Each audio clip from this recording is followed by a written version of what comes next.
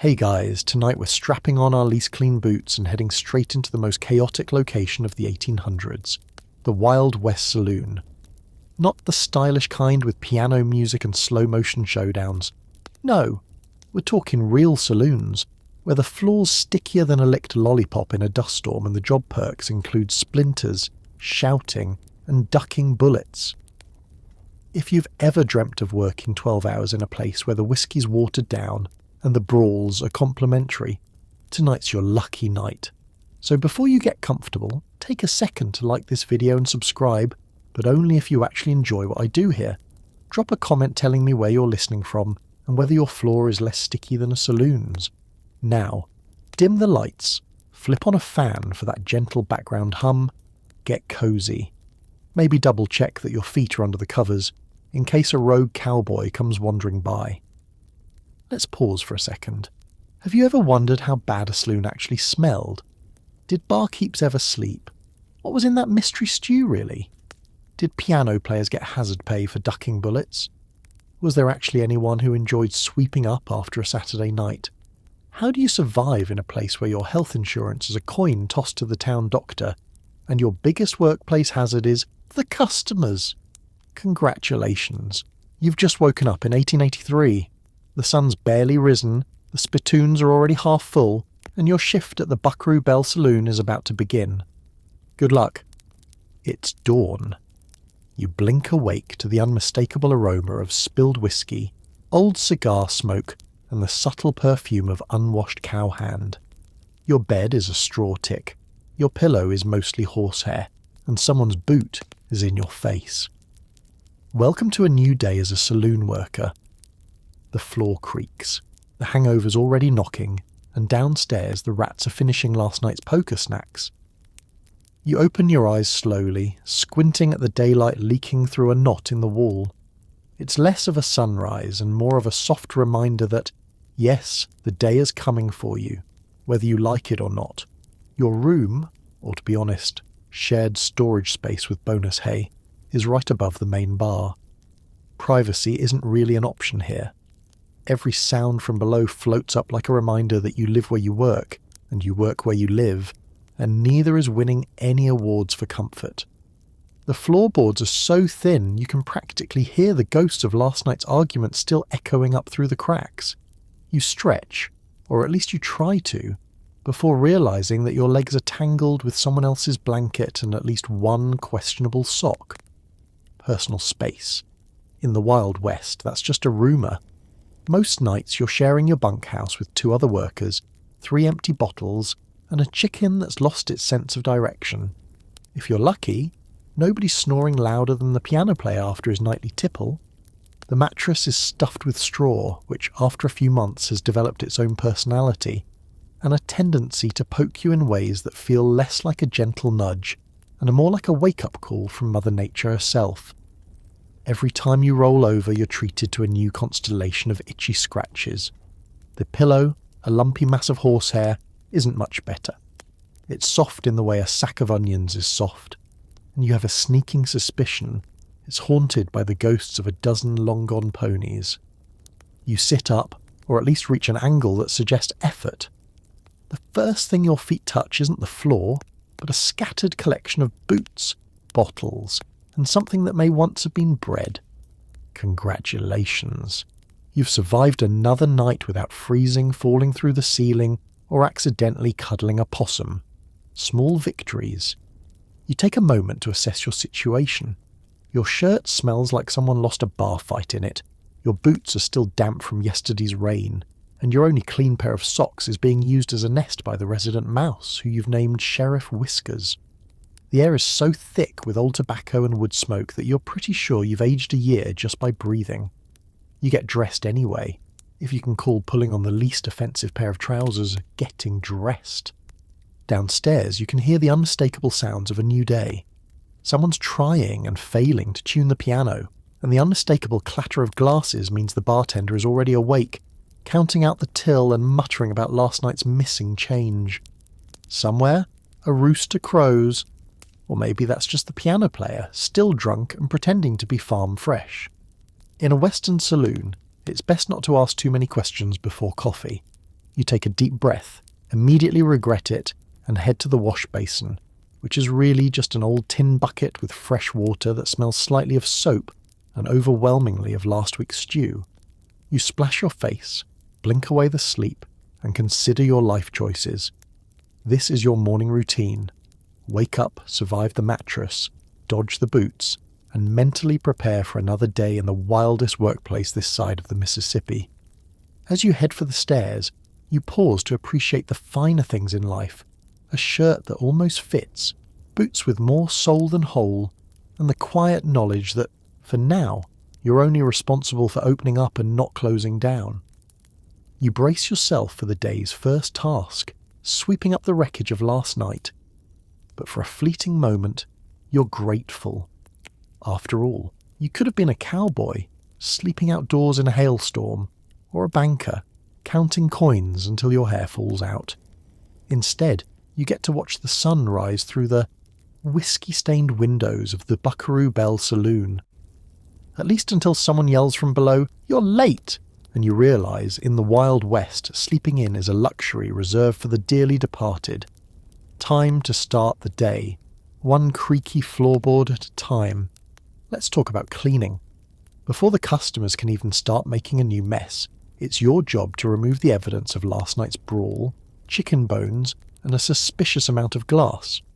Every sweep of the broom brings up a layer of dust and regret. You could find anything. Teeth, buttons, or even a live snake if you're unlucky. There's a special kind of quiet in a saloon before the chaos returns. The sunlight hasn't quite figured out how to get through the whiskey-stained windows, so the room is cast in a gentle haze, a peaceful atmosphere if you ignore the overturned chairs, splinters, and the faint outline of someone's hat pressed into a puddle of beer. You stand there for a moment, broom in hand, trying to remember if you ever signed up for this much excitement at such an early hour. You start at one end, always by the batwing doors. Your first sweep is ceremonial, a gentle reminder to the universe that, yes, you will be the first one to touch the sticky floor today. The broom makes a sound like sandpaper on toast. It kicks up a cloud of dust that immediately clings to every surface, and more specifically your lungs. You cough. That's breakfast. What do you find? Everything and nothing.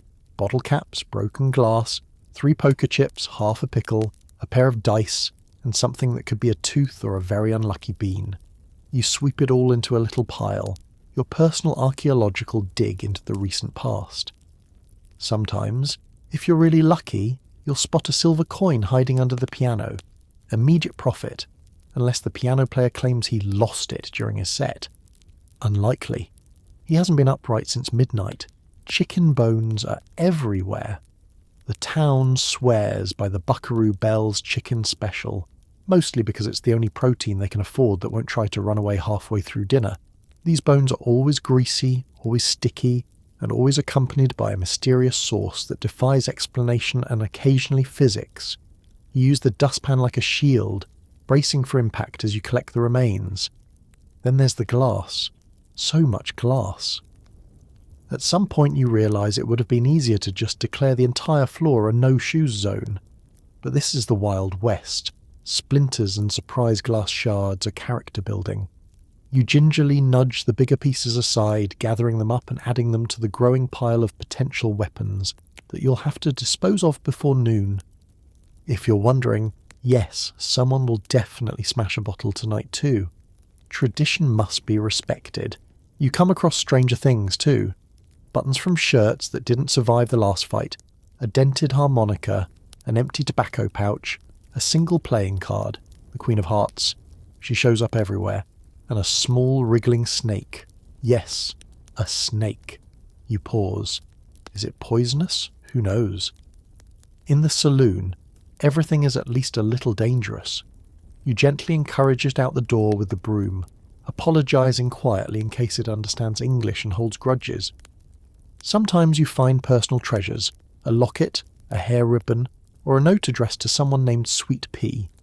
These are slipped behind the bar for safekeeping, in case anyone has the courage or memory to claim them. Once you found a pair of dentures. You didn't ask.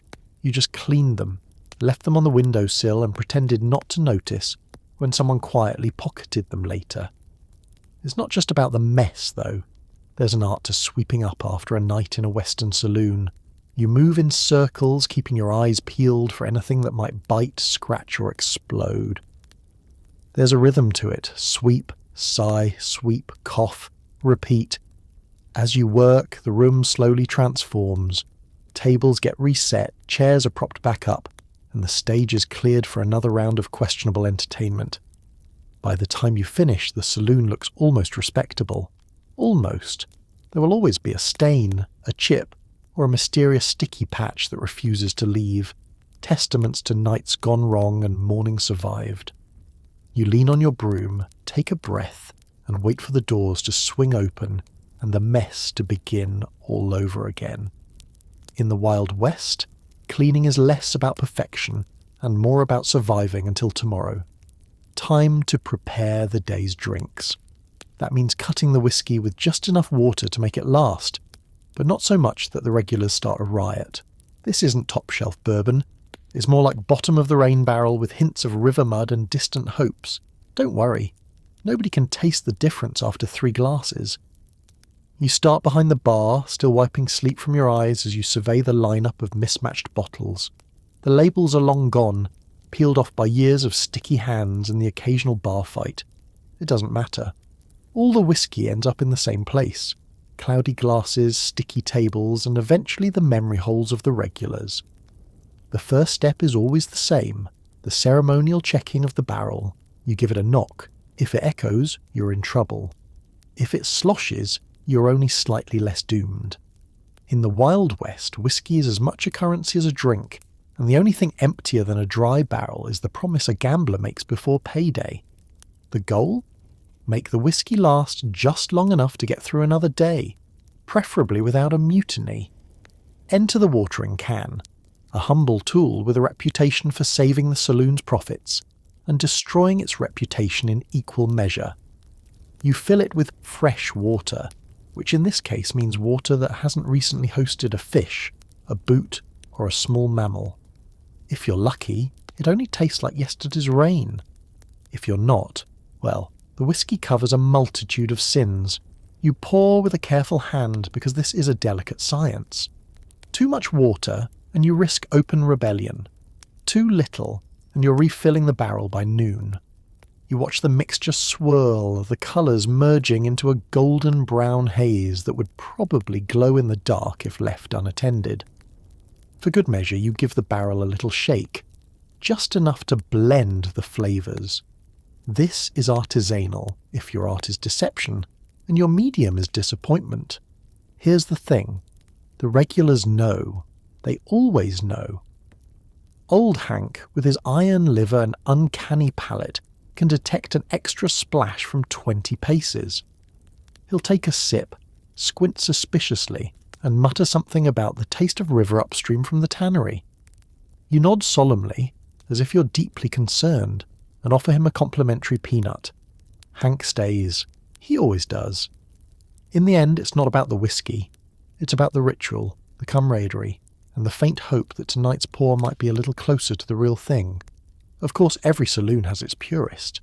There's always one grizzled prospector who claims he knows a thing or two about the good stuff. He'll order whiskey neat, eye you like you're hiding gold under the bar, and then nurse his drink with the solemnity of a priest at confession. You hold your breath as he sips, waiting for the inevitable declaration that they just don't make it like they used to. He's right, of course. They used to make it with more actual whiskey. Meanwhile, most of the crowd is well past caring. 3 glasses in, even the sharpest critic can't tell if you're serving Tennessee's finest or something you strained through your boots. The piano player, already warming up for the afternoon, requests his usual, a glass of whatever won't blind me. You oblige, mixing in a little extra hope and a lot of plausible deniability. There's an art to watering down whiskey in the West. It's a dance, a gamble, and a survival skill all rolled into one. You want to keep the peace, preserve the stock, and, ideally, make it to closing time without anyone realising that their third round tastes suspiciously like bathwater. By noon, the barrel is topped up. The crowd is happy, or at least tipsy, and you've survived another morning. Sure, you might have to dodge the occasional bottle thrown by a disappointed patron, but that's just part of the job. In the Wild West, you don't drink whiskey for the flavour. You drink it for the company, the ritual, and the brief shining moment before you remember you're still in a saloon, surrounded by sawdust and secrets. Bottoms up, and may your paw be strong enough to fool at least half the room. Step through those batwing doors and take a deep breath if you dare. The atmosphere is a complex symphony of sweat, cheap perfume, spilled beer, and the unique tang of horse lingering in the rafters. Add a hint of gunpowder and you've bottled the real Wild West. The saloon isn't just a bar, it's a living, breathing ecosystem, and its signature scent is the first thing to greet you. It's not shy either. Even before you see the light of the oil lamps, the aroma hits you like a friendly mule kick.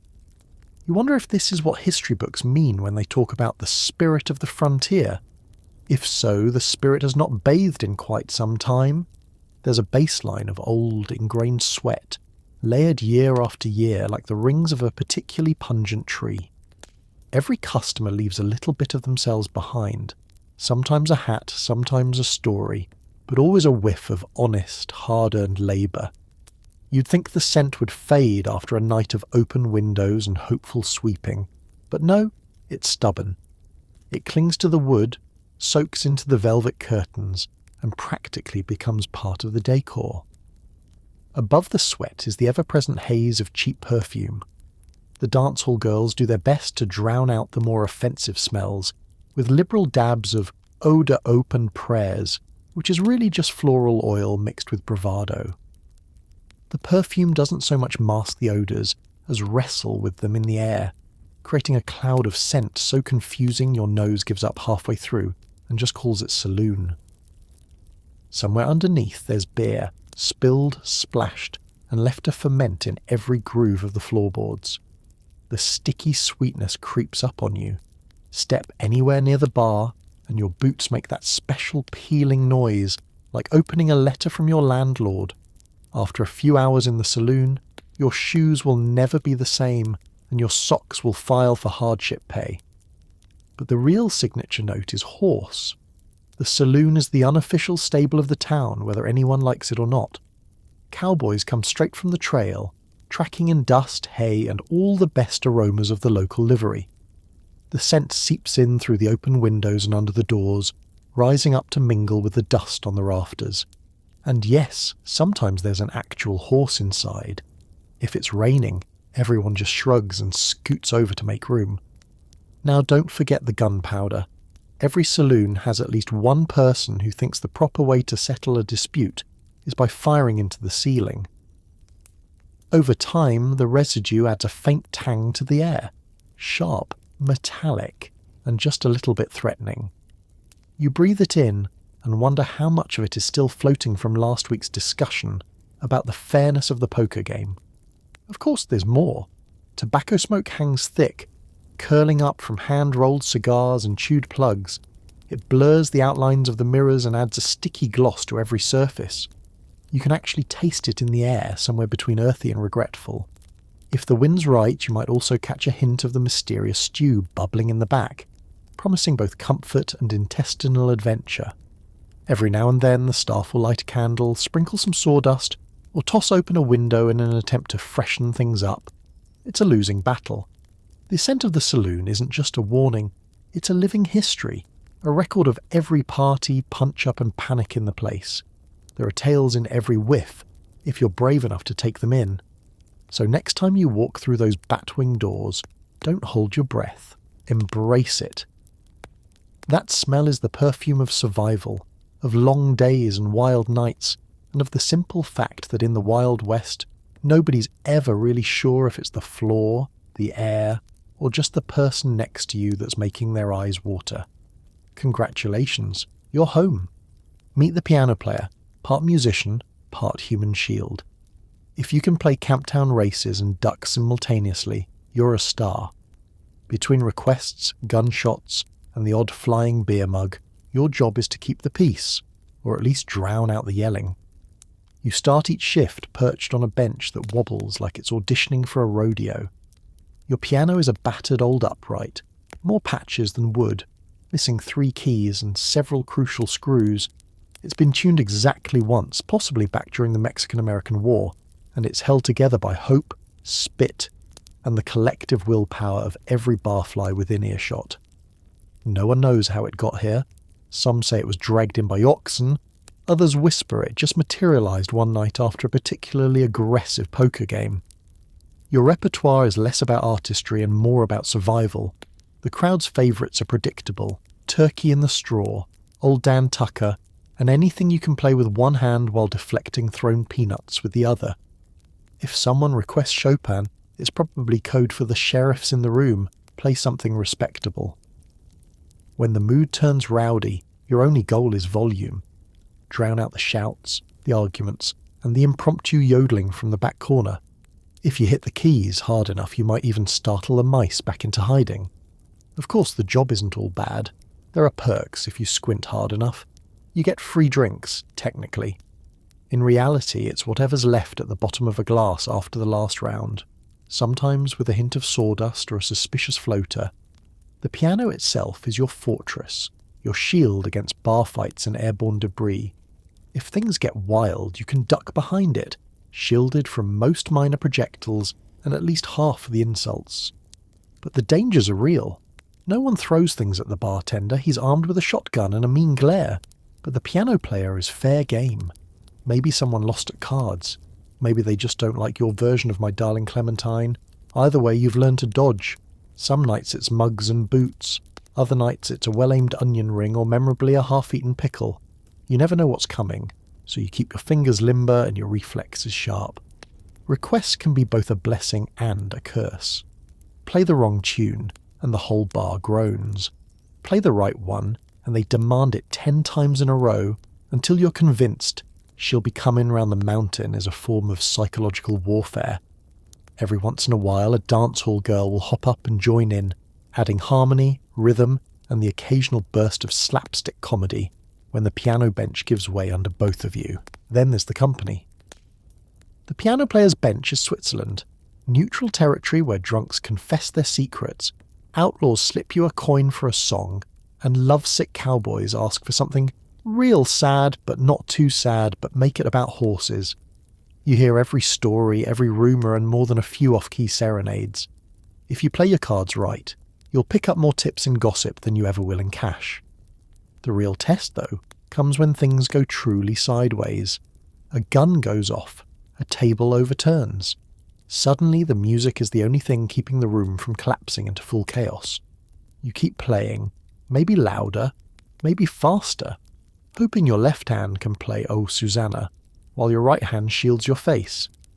If you can keep the crowd dancing or singing along, there's a chance the fight will stay verbal and not go airborne. At the end of the night, your hands ache, your ears ring, and your bench is missing a leg. But you survived.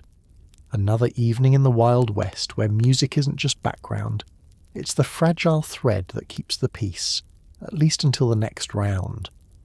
You wipe the keys with your sleeve, tuck a stray peanut behind your ear for luck, and wonder, just for a second, what it would be like to play for a quieter crowd. Maybe one that only throws flowers, or at least something soft. By mid-morning the regulars start trickling in, miners with dust in their beards, gamblers with last night's cards still stuck to their sleeves, and one guy who definitely hasn't slept since Tuesday. Your job is to serve them with a smile, or at least a lack of open hostility. It's not even noon, and already the sun is making lazy streaks across the warped floorboards, spotlighting every bit of dust you didn't manage to sweep up.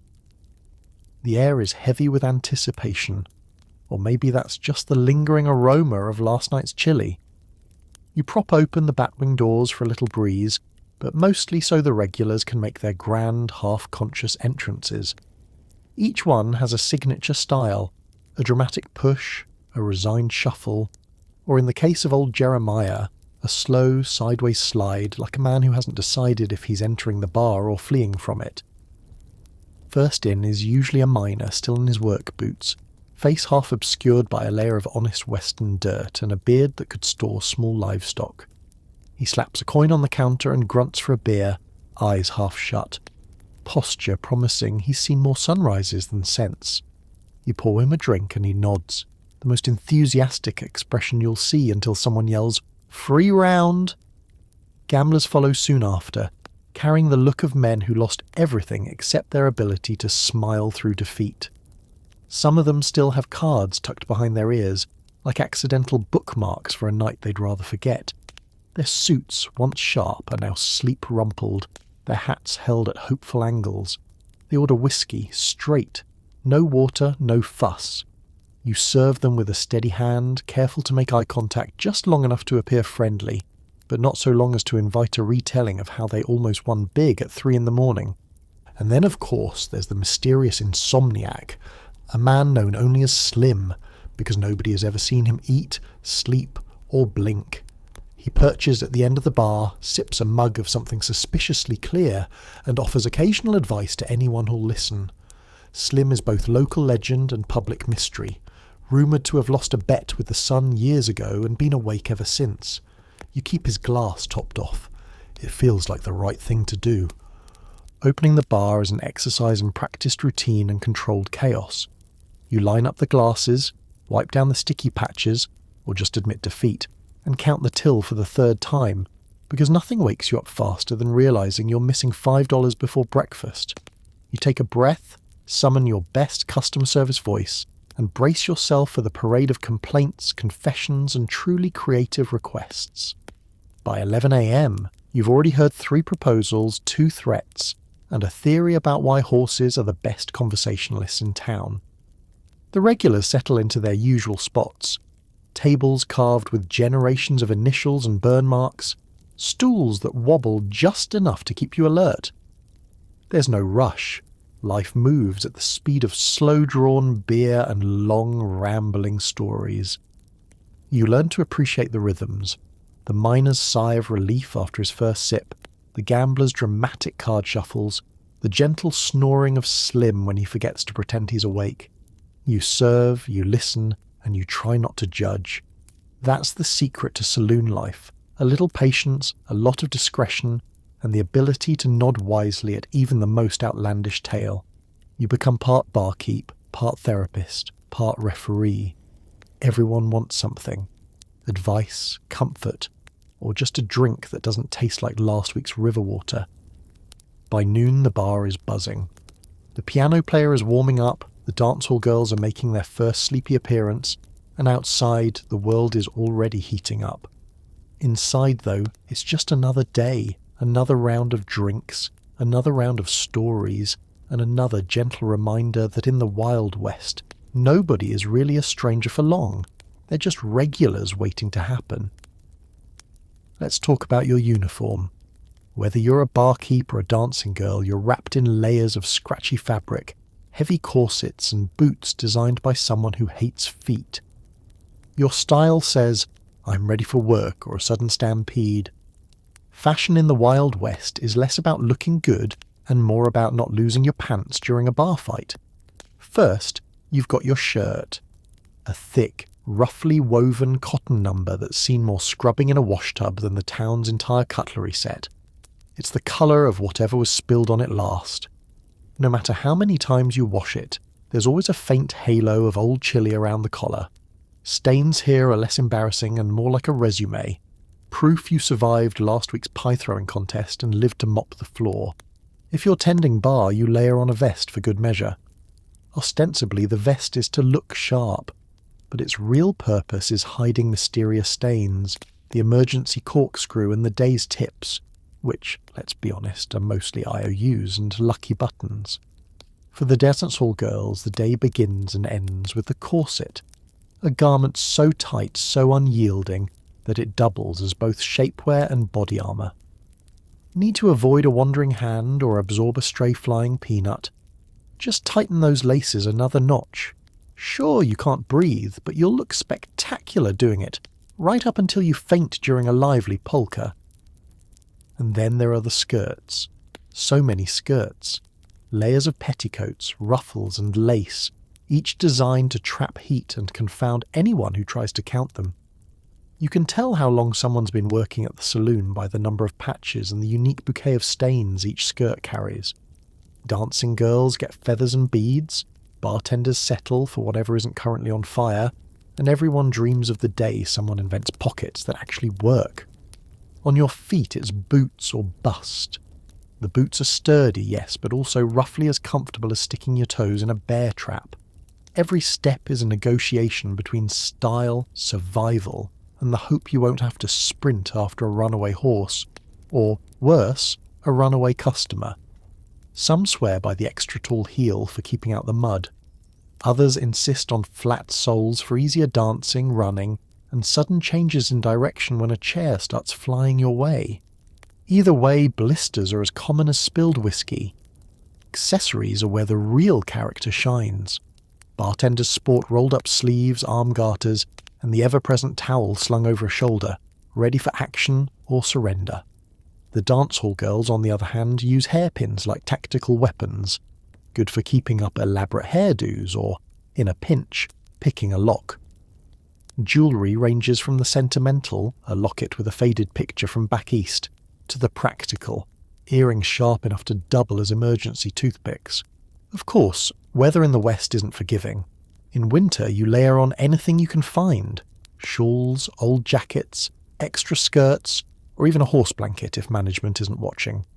In summer, you try to remove as much as decency allows, which usually means unbuttoning your shirt by one button and praying for a breeze. Nothing says frontier chic like sweat-streaked cheeks and a hat that's seen more dust storms than daylight. The final touch is the hat. Wide-brimmed, battered, and always a little too big or too small. It keeps the sun out of your eyes, the rain off your face, and, if you're quick, the whiskey out of your hair. Everyone has a hat story. How they got it, how they lost it, or how it once saved their life during a particularly spirited brawl.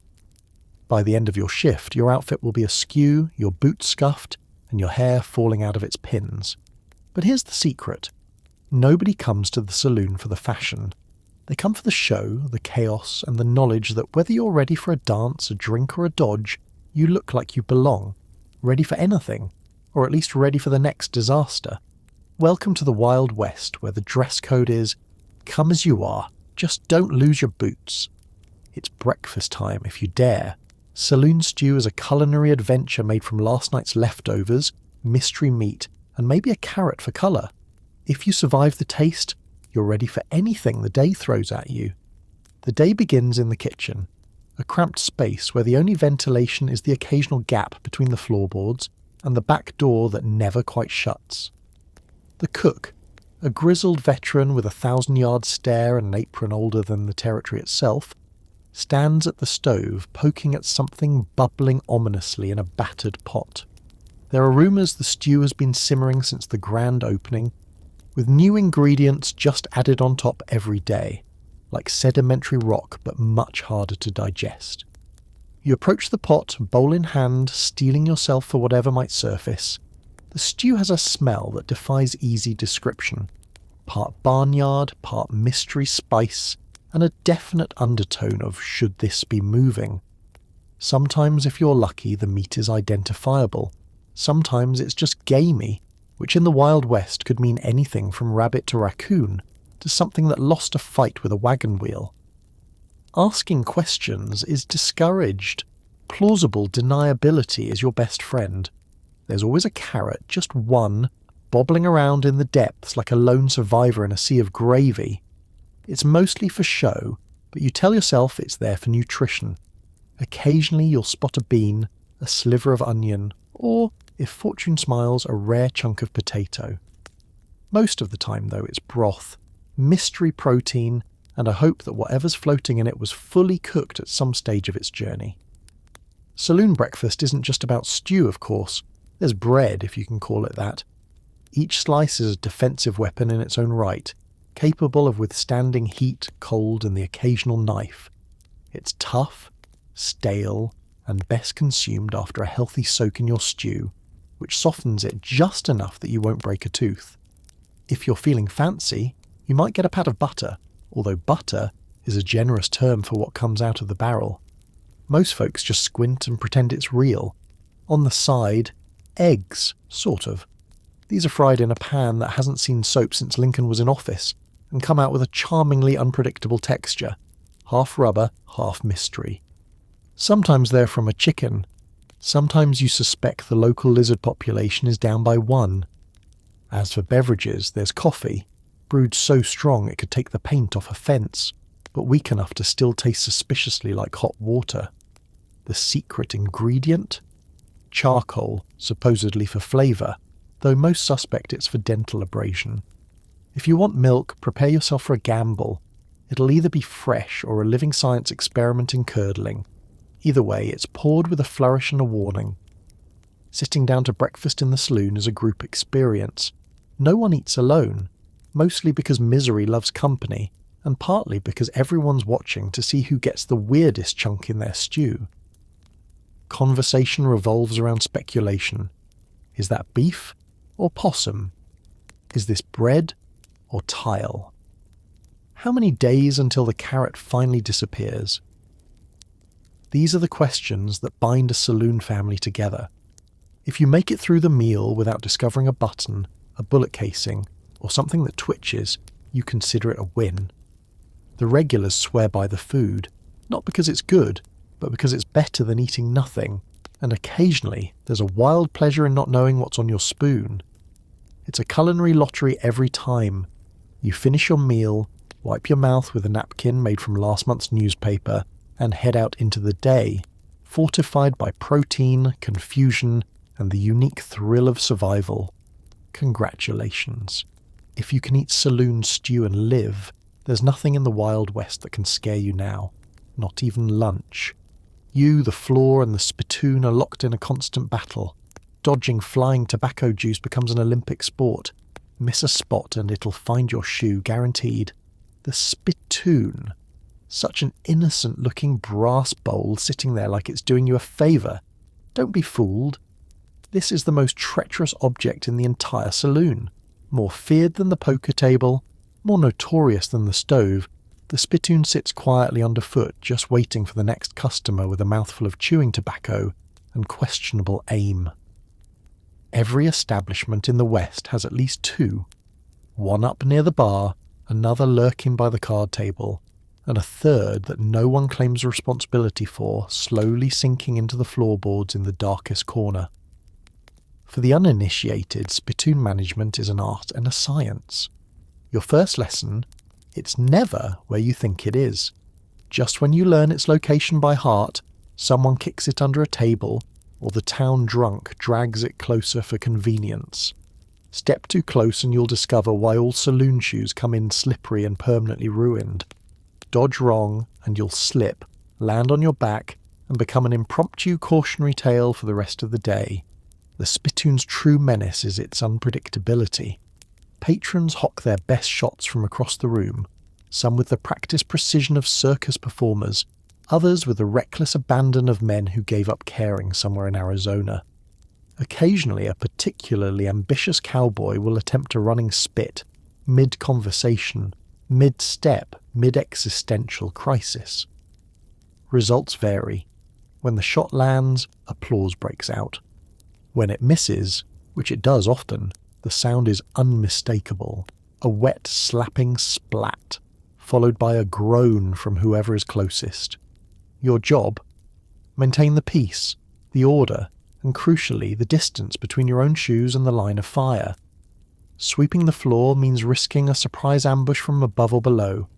The bravest among the staff, usually the newest, gets the morning spittoon detail. Armed with a bucket of soapy water, a rag, and a will to survive, you approach the spittoon like a bomb disposal expert. First, there's the inspection. How full is it? What colour is today's stew of tobacco, spit, and lost hopes? Will it slosh if you try to pick it up? Hint: yes, it always sloshes. Emptying a spittoon is a multi-step process. Grip it firmly, no sudden moves. Walk quickly, but don't run. Running risks spillage, and spillage is how you end up washing your own boots in the horse trough. Pour it out back, behind the kitchen, where even the rats won't tread. The splat it makes as it hits the ground is, frankly, poetic justice for anyone who ever thought this job would be glamorous. Rinse, Repeat, and try not to look too closely at what comes out. Of course, customers treat the spittoon like a public challenge. Some aim, some pray, some use it as a conversation starter. If someone scores an impressive shot, there will be calls for encores, and if they miss, well, guess who's cleaning that up? It's a cycle of hope, failure, and resigned acceptance, much like gambling, but stickier. Modern folks might imagine saloons as places of danger and intrigue, but for those who work there, the real daily danger is walking away without a single splatter on your pants. The regulars develop techniques, sidestepping, high-stepping, and even the risky, just close your eyes and hope for the best.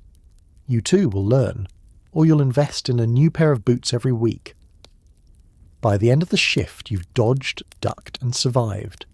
Your shoes are mostly dry, your dignity intact, and the spittoon is for now empty.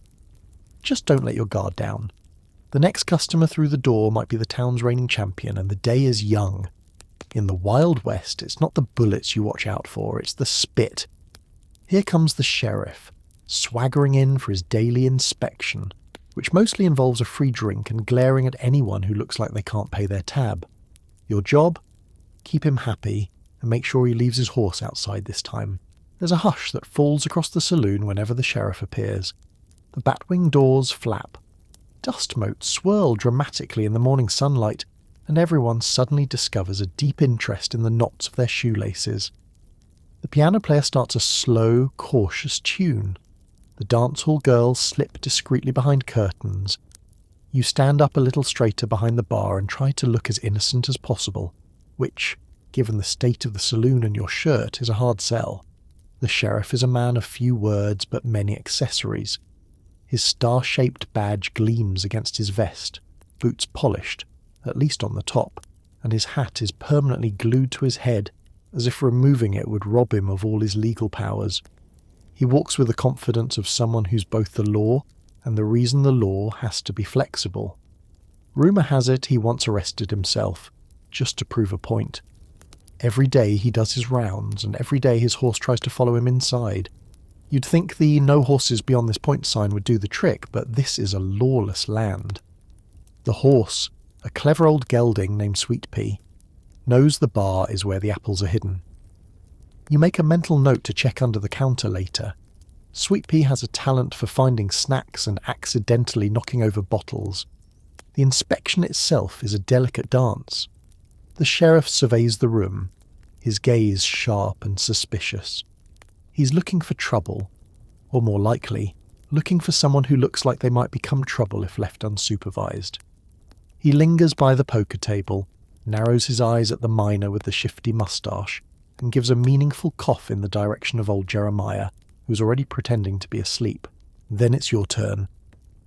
He sidles up to the bar, props one elbow on the wood, and requests his usual, a whiskey, neat, with a glass of water he'll use to water a nearby potted cactus. You oblige, careful not to water down the lawman's drink. This is not the crowd to experiment with the ratios. The sheriff takes his time, sips, smacks his lips, and offers a single, cryptic compliment. Smooth. Is he talking about the drink, the service, or the fact that you managed to wipe the bar for once? It's impossible to tell. While he drinks, he asks questions. Not real questions, more like reminders that he's paying attention. Anything strange last night? Anyone get shot, but just a little? You seen Slim today, or is he still practicing for the insomniac's rodeo? You answer politely, keeping your tales as bland as possible. In the West, the less the sheriff knows, the fewer forms everyone has to fill out. Figuratively, of course. Paperwork here is more like a rumour than a reality. Eventually the sheriff's inspection winds down. He checks the wanted posters, pockets a peanut, and flicks a coin onto the counter. The coin never quite covers the tab, but you don't argue. You're not paid enough to enforce the law against the law. Instead, you watch as he adjusts his hat, tips it to the nearest dance hall girl, and heads for the door, usually with Sweet Pea attempting a stealthy follow. Once he's gone, the saloon lets out a collective breath. Conversations resume, the piano perks up, and old Jeremiah miraculously awakens. The sheriff's presence is like a thunderstorm, brief, dramatic, and always threatening to return at the worst possible moment. But for now, you've survived another lawman's visit. The peace is restored, at least until tomorrow's inspection. And as you wipe down the bar, you can't help but be grateful that the Wild West's idea of law and order comes with a side of mild chaos and a generous helping of plausible deniability. The high rollers take their seats, and suddenly everyone's a little tenser. Your job: keep the drinks flowing, dodge accusations of cheating, and try not to get blamed when someone loses the deed to their mule. The gambler's table isn't just any table, it's the beating heart of the saloon, the centre of intrigue, drama, and questionable arithmetic. The surface is scarred by years of anxious fingers, spilled whiskey, and more than one desperate plea for just one more hand. There's always a crowd, some there to play, some just to watch, and a few hoping to spot someone they owe money to before it's too late. Each gambler has their own style. There's the silver-tongued card sharp who wears a smile sharp enough to cut glass and fingers that move faster than a rattlesnake in a frying pan. Next to him sits the old-timer, clutching a pipe and a stack of coins, looking like he's been waiting for the right hand since the gold rush. There's always a mysterious stranger in a fancy vest, whose poker face is so good, you wonder if he even knows what cards he's holding. And of course, there's the young hothead, betting with more confidence than actual skill, already halfway to broke before the sun sets. Your arrival is the cue for a round of distractions. Another whiskey! Fresh cards! What's in this stew? You juggle mugs and plates with practiced ease, dodging elbows and glances as you distribute drinks and small talk. Service at the gambler's table isn't just about pouring liquor. It's about maintaining the fragile ecosystem. Pour too slow, and you'll get accused of stalling the luck. Pour too fast, and suddenly everyone is convinced you're favouring the competition. There is no winning, just a series of tactical retreats. Then there are the accusations. Someone is always cheating, or at least thinking about it. Was that a card up a sleeve, or just an enthusiastic scratching of the arm? Did the dice really land that way, or is someone blessed with the world's luckiest thumb? The tension is so thick you could spread it on bread, if only the bread weren't already being used as a betting chip by the desperate. Every so often there's a heated discussion about the rules. Voices rise, cards fly, a chair might tip over.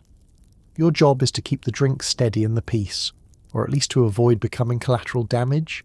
You develop an uncanny sixth sense for when to duck, when to disappear, and when to offer the last pickle as a peace offering.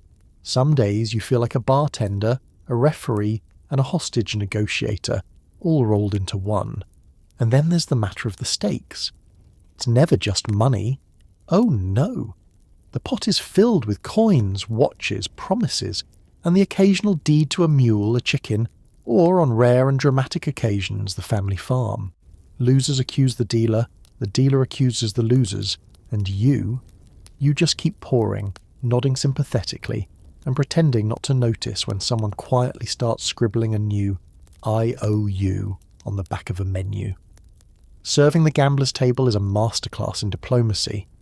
You learn to smile through the arguments, laugh at the jokes, and never, ever choose a side. Every now and then, a winner tries to buy a round for the whole table. You accept, knowing full well he'll be back tomorrow, pockets empty and luck spent, swearing it was all because you brought his whiskey too late.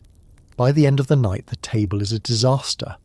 Cards stuck to the surface, mugs knocked over, and at least one shoe missing.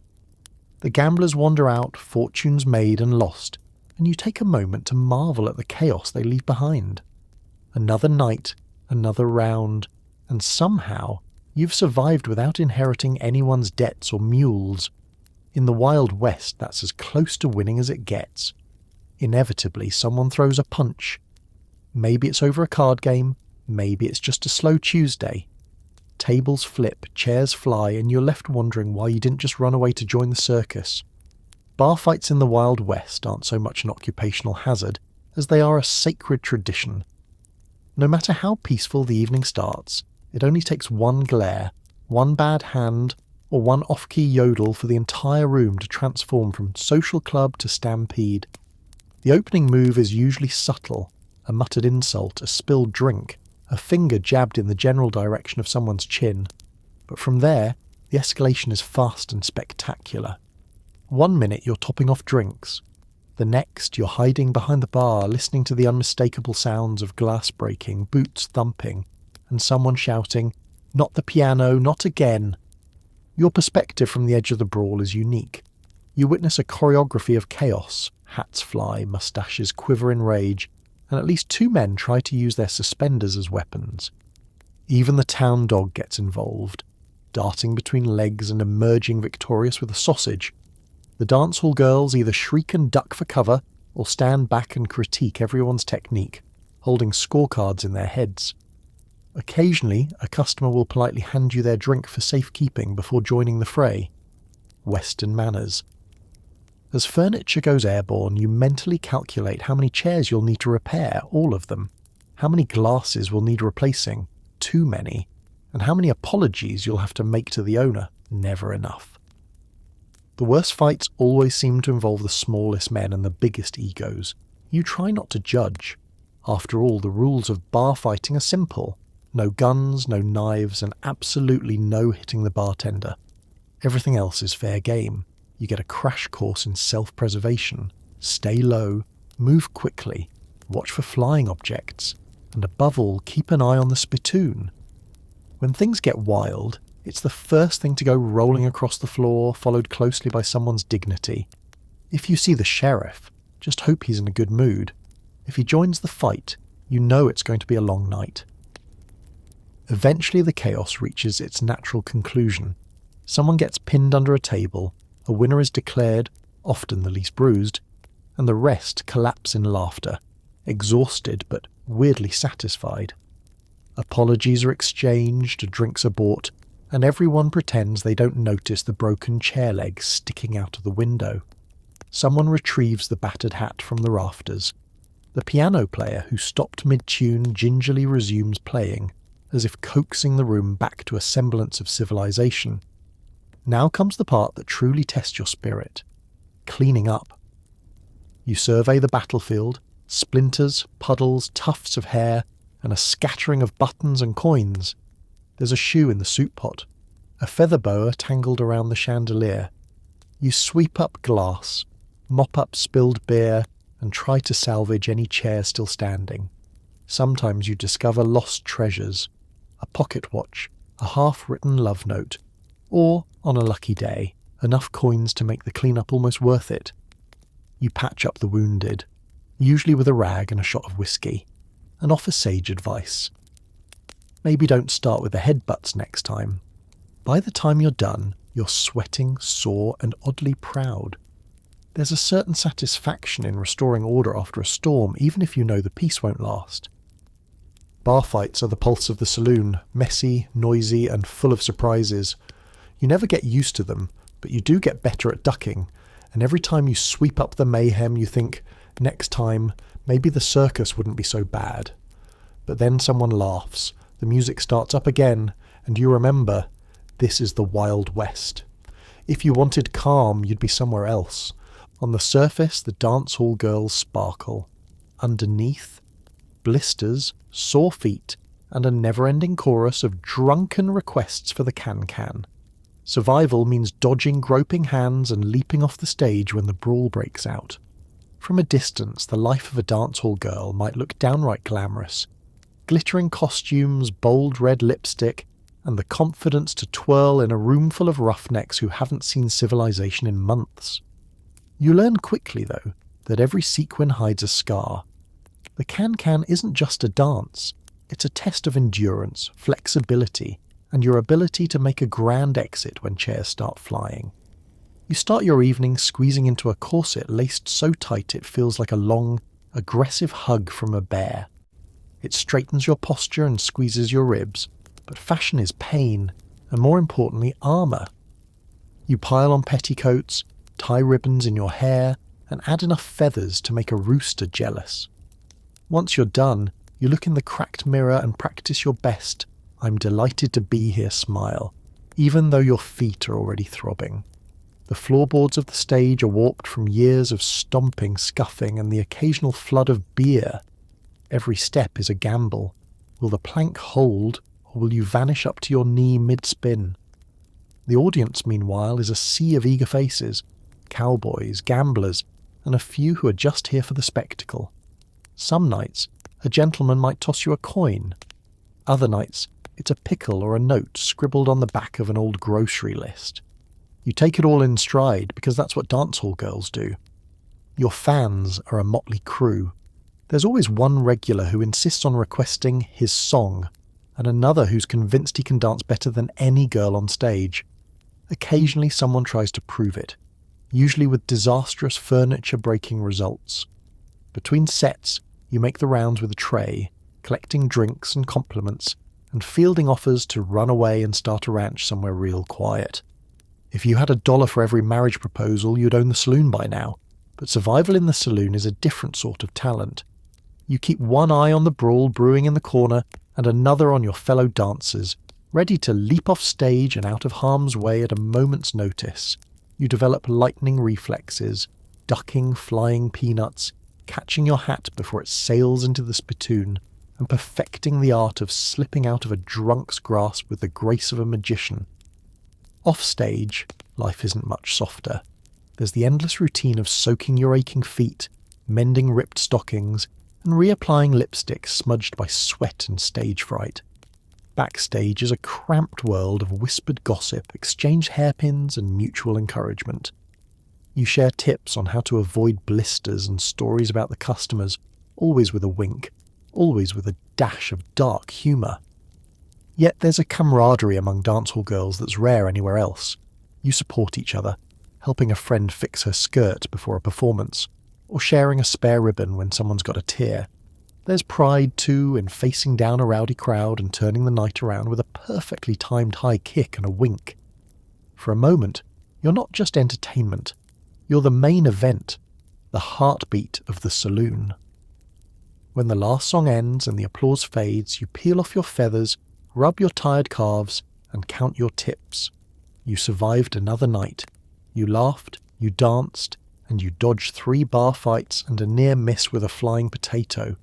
Not bad, all things considered. In the Wild West, the dancehall girls do more than twirl. They hold the place together.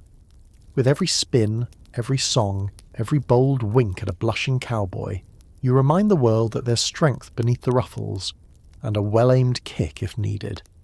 Somewhere in the back, the cook is waging a personal war against both undercooked beans and food poisoning. The menu changes based on what hasn't gone bad. Hope you like beans. The saloon kitchen isn't so much a room as a frontier fever dream, a haphazard lean-to behind the bar where the smell of burnt onions mingles with whatever was left on the stove overnight. If you're lucky, there's a door. If not, a well-placed curtain does its best to keep the flies out, but mostly serves to keep the mysteries in. The cook is already hard at work before dawn, sleeves rolled up, hair tied back with a dishcloth, and a look in their eyes that says, "I've seen things." The day begins with an inventory, which is less about counting ingredients and more about playing, what can I still legally serve?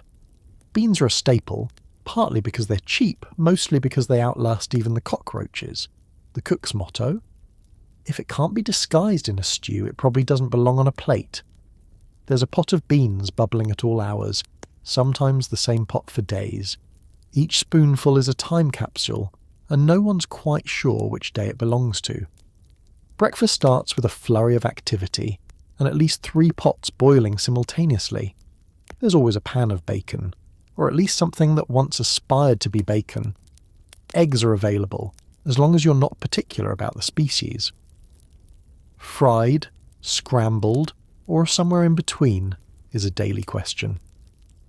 The cook's most trusted tool is the iron skillet, a weapon, a shield, and a one-way ticket to crispy, well-done everything. Some say the skillet is never washed, only seasoned by years of questionable meals and even more questionable customers. The real test comes when supplies run low. Creative substitutions are the cook's superpower. Out of chicken, squirrel will do, short on onions, extra salt. Bread gone stale, toast it and call it cowboy croutons. Diners are rarely the wiser, and if they complain, the cook just squints and asks if they want to try something fresh instead. A thinly veiled threat everyone in town understands. Complaints tend to dry up after that. For the lunch crowd, the menu expands, sort of.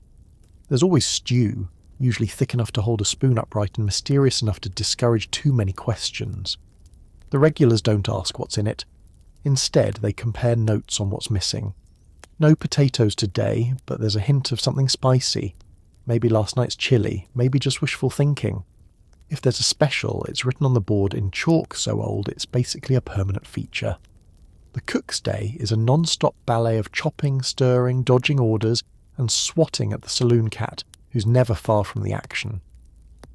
There's little thanks for a meal that doesn't make people sick, but when the room is full and the plates come back empty, the cook takes a secret, silent pride in having nourished a town running on caffeine and bravado. At the end of the night, the kitchen is a war zone. Grease-splattered walls, a floor dusted with flour, and a mountain of pans that will definitely be soaked until morning. The cook is last to leave, sitting on a crate sipping a mug of coffee that's mostly grounds and daydreams. The quiet is well earned, the peace temporary. Tomorrow the battle resumes, fresh beans, new mysteries, and the same steady parade of hungry souls. Saloon cooks are the backbone of the Wild West, feeding the hopeful, the hopeless, and everyone in between. They may not wear feathers or hats, but with every bite that doesn't send you running for the outhouse, you owe them a silent thank you. In a world where the stew is anyone's guess and the menu's written in pencil, the cook is the real hero, one spoonful at a time. Mixing drinks is an art. If your medium is cheap whiskey and questionable water, you learn to pour fast, smile faster, and never turn your back on the guy with the shifty eyes. Every shift starts with a ritual. You wipe down the bar with a rag so ancient it could qualify as a museum piece, line up mismatched glasses along the shelf, and count the day's bottles, if you can call them that. Most have their labels worn clean off, their contents a mysterious amber or muddy brown, each promising a unique aftertaste and a slight chance of temporary blindness. It's the kind of bar where top shelf just means not broken yet. Customers expect a show, and you deliver. With a flick of the wrist, you slide a glass down the bar, catching it with your other hand like a magician, or, more accurately, someone hoping to avoid another broken mug deduction from their paycheck. Every pour is a negotiation. How little can you serve before someone notices? How much can you water it down before they riot?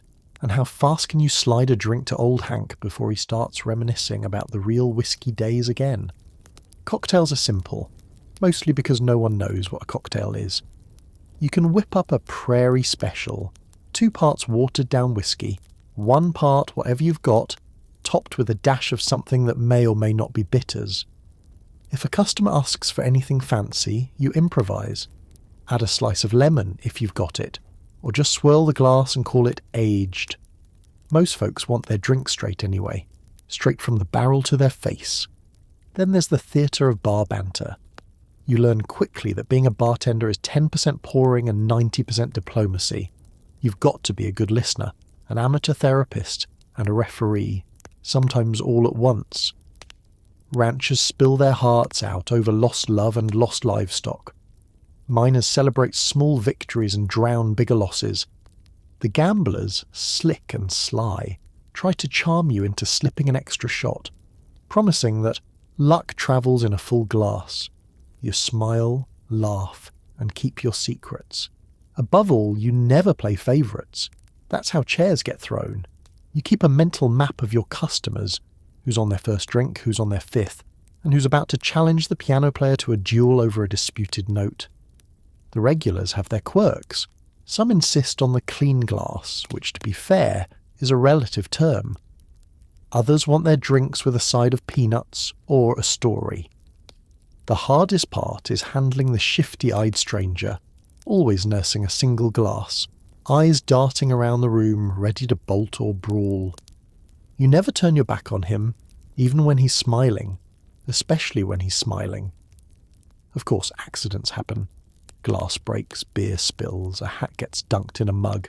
You mop up, shrug, and keep going. Some nights you catch a bottle before it hits the floor and feel like a hero.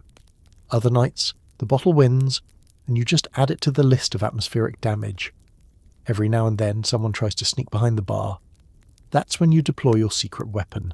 A sharp word, a sharper glare, and, if necessary, the infamous bar spoon of justice. You work fast because time slows for no one in a saloon. As the night wears on, your hands move on autopilot, refilling mugs, swapping out empty bottles, and ducking the occasional flying peanut. You listen to confessions, witness proposals, and break up more arguments than you care to remember.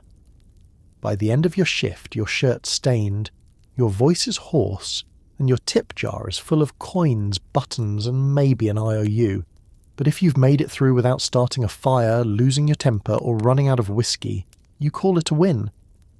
In the Wild West, bartending isn't just about drinks. It's about survival, spectacle, and mastering the fine art of never ever turning your back on the saloon. Every saloon has at least one, the regular who's been propping up the bar since before you were born. He tells the same story every night, and it never gets better. You're part bartender, part therapist, and sometimes a reluctant pillow. His name might be Gus, or Hank, or something no one's actually bothered to ask in years. You just call him the usual. He arrives every afternoon, sometimes before the tables are wiped down, always before the whiskey's had a chance to be watered. You know he's coming before you see him, tipped off by the steady thump of boots on the boards and the unmistakable aroma of someone who spent more time with a bar stool than a bath. His chosen spot is halfway down the bar, close enough to the spittoon for convenience, but just out of range of the swinging batwing doors in case someone's in the mood for trouble. He orders the same drink every time in the same gruff tone. "Just pour, kid," and you do, with a nod and a practised hand. It doesn't really matter what's in the glass. For the local drunk, the ritual is half the comfort. Once he's settled, the monologue begins. The tales are legendary, if only for their persistence.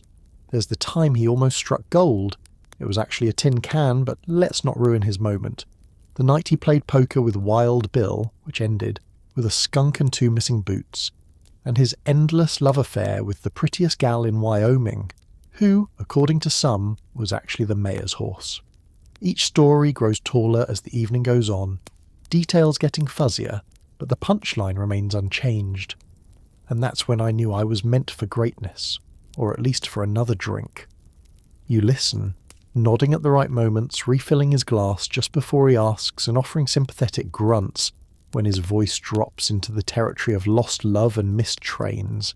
It's not just bartending, it's a delicate act of compassion, patience, and knowing when to let the silence do the talking. Sometimes, after a particularly spirited story, he'll pat your hand and declare you the best friend a man could have, which is code for thanks for not charging me full price. Other customers have a complicated relationship with the local drunk. Some avoid him, others join in, hoping to add their own embellishments to the saga. Newcomers quickly learn the rules. Don't question the facts. Don't interrupt the climax, and above all, don't try to outdrink him. He's undefeated, not because he can hold his liquor, but because he's never tried to leave the bar upright. There are nights when he dozes off, chin on his chest, snoring softly to the rhythm of a half-forgotten song from his youth. That's when your job shifts from bartender to makeshift pillow, gently steering his head away from the sticky patch on the bar and into the crook of his arm. You drape an old coat over his shoulders and keep watch for would-be pranksters. In the Wild West, honour means making sure the local drunk wakes up with his boots still on, and his wallet miraculously untouched. And when closing time finally rolls around, there's a routine. You tap his shoulder, he mumbles something about one last round, and you promise there'll be one waiting for him tomorrow. Sometimes, with your help, he staggers out the door. Other nights, you let him sleep it off under the kindly gaze of the oil lamp, keeping him company until sunrise brings a new crowd, and a new set of stories. The local drunk is a fixture, a storyteller, a cautionary tale, and, if you listen closely, the beating heart of the saloon.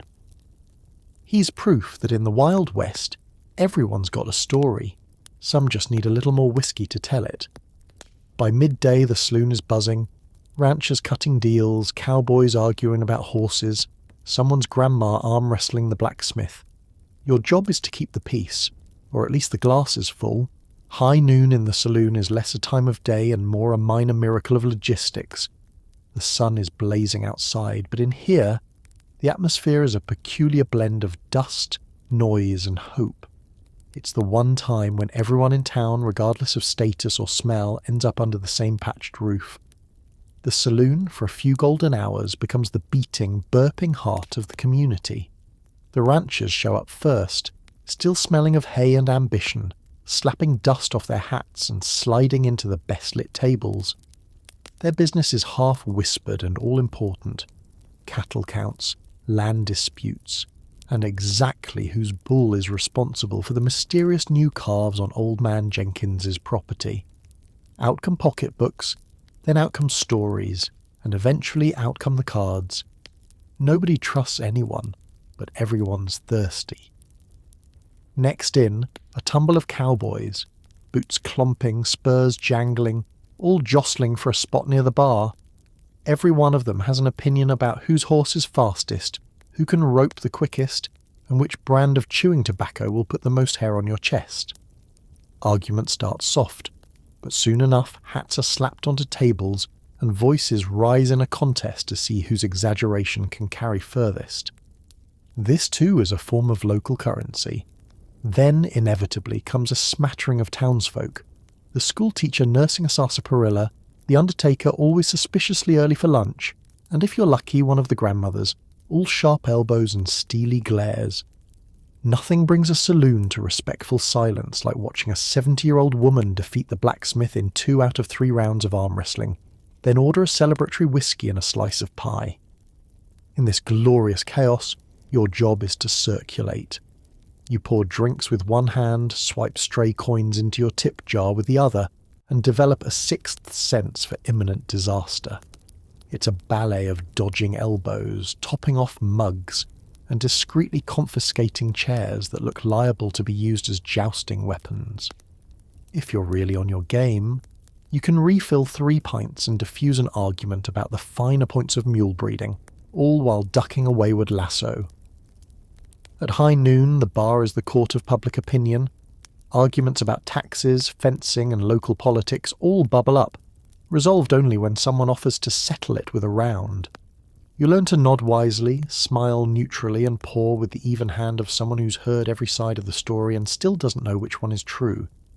Some days you're a peacekeeper, breaking up minor scuffles over who sat where first. Other days you're an entertainer, announcing pie flavours and calling out winners of the impromptu horseshoe tournament on the back porch. Sometimes you're just a silent witness as 2 sworn enemies share a drink, laugh about last year's flood, and agree to disagree, at least until sundown. Midday in the saloon is also when gossip flows most freely. Whispers about who's caught in whom, which cow wandered off with the neighbour's hat, and when, exactly, the new shipment of sugar is arriving.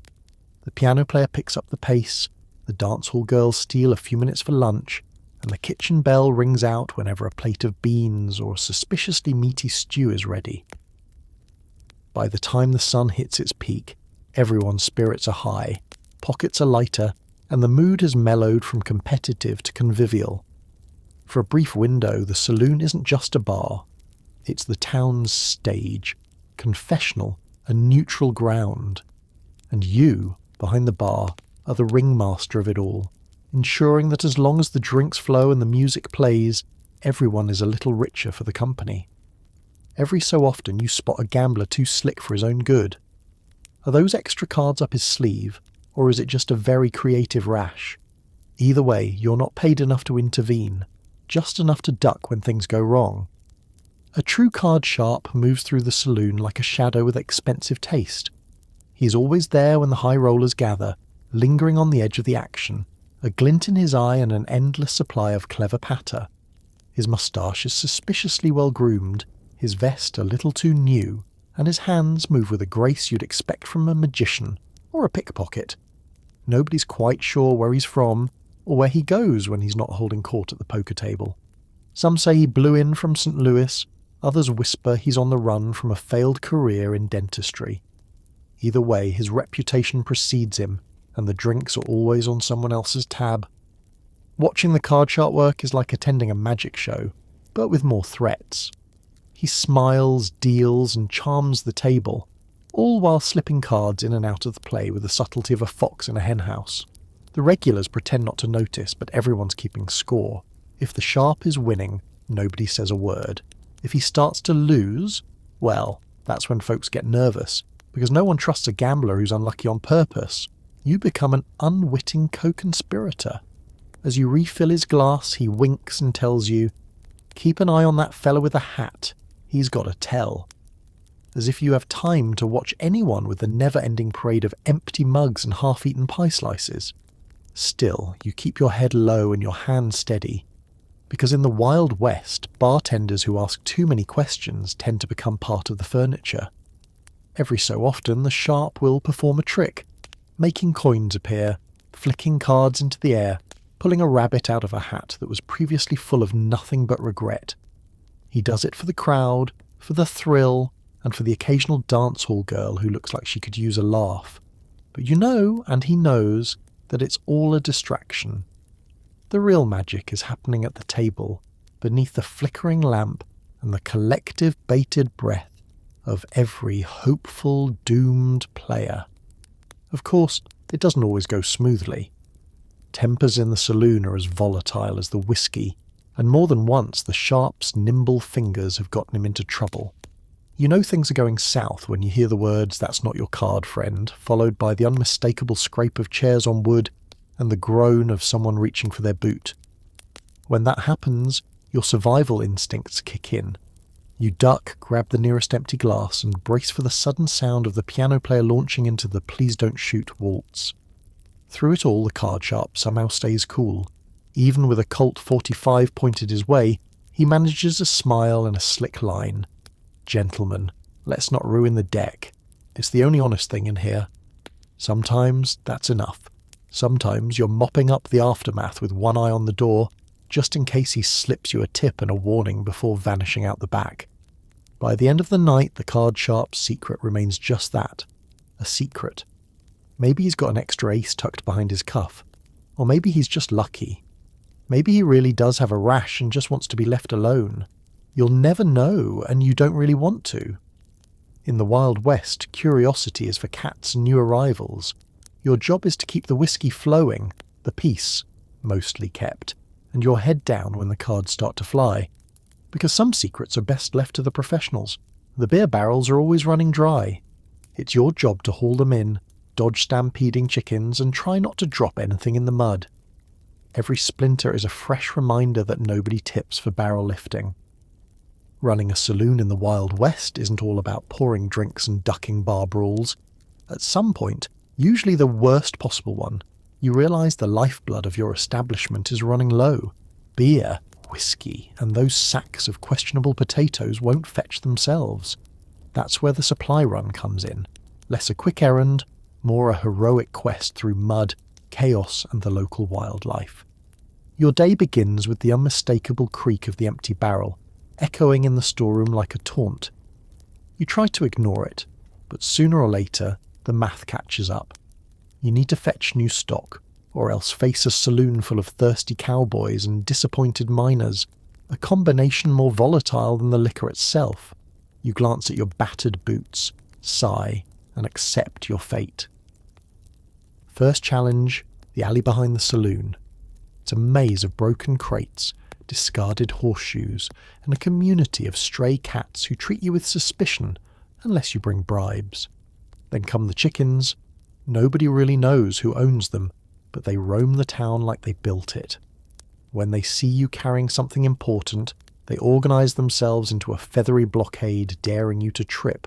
It's a game of reflexes, timing, and the ability to leap sideways without losing your grip or your dignity. Once you make it past the poultry patrol, it's time to deal with the mud.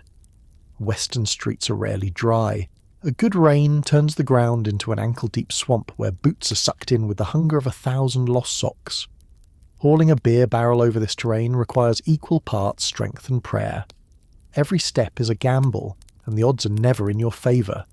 If you're lucky, you'll only end up with mud on your boots. If you're not, you'll be chasing a rolling barrel all the way down Main Street, hoping it doesn't end up in the undertaker's parlour again. Then there's the splinters, barrels and crates, lovingly crafted by people who never heard of sandpaper, offer you the full, authentic texture of the West, sharp, jagged and personal. No matter how carefully you lift or roll, at least 3 splinters will embed themselves in your fingers by the end of the job. You'll pick them out later by lantern light, swearing under your breath while the local drunk regales you with stories of his bare-handed days. Delivering supplies is also a test of balance. 1 shoulder, 2 sacks of flour, a keg of beer, and, because nothing is ever easy, a crate of glass bottles that jingle ominously with every step. You move like a tightrope walker, avoiding the dog's favourite nap spot and sidestepping an enthusiastic child determined to help by running directly into your knees. The townsfolk watch your journey with the detached amusement of people who have made and lost similar wagers. Back at the saloon, you haul the loot through the back door, grateful for any part that arrives intact. Nobody claps, but everyone's relieved. The bartender nods, the dancehall girls give you a quick thumbs up, and old Jeremiah mumbles something that might be thanks or might be another tall tale about the time he carried a whole barrel on his head. Nobody believes him. You load the fresh barrels behind the bar, wipe the sweat from your brow, and mentally prepare for the inevitable. It won't be long before you're doing it all over again. Nobody tips for barrel lifting, but everyone expects the tap to stay flowing and the stew pot to stay full.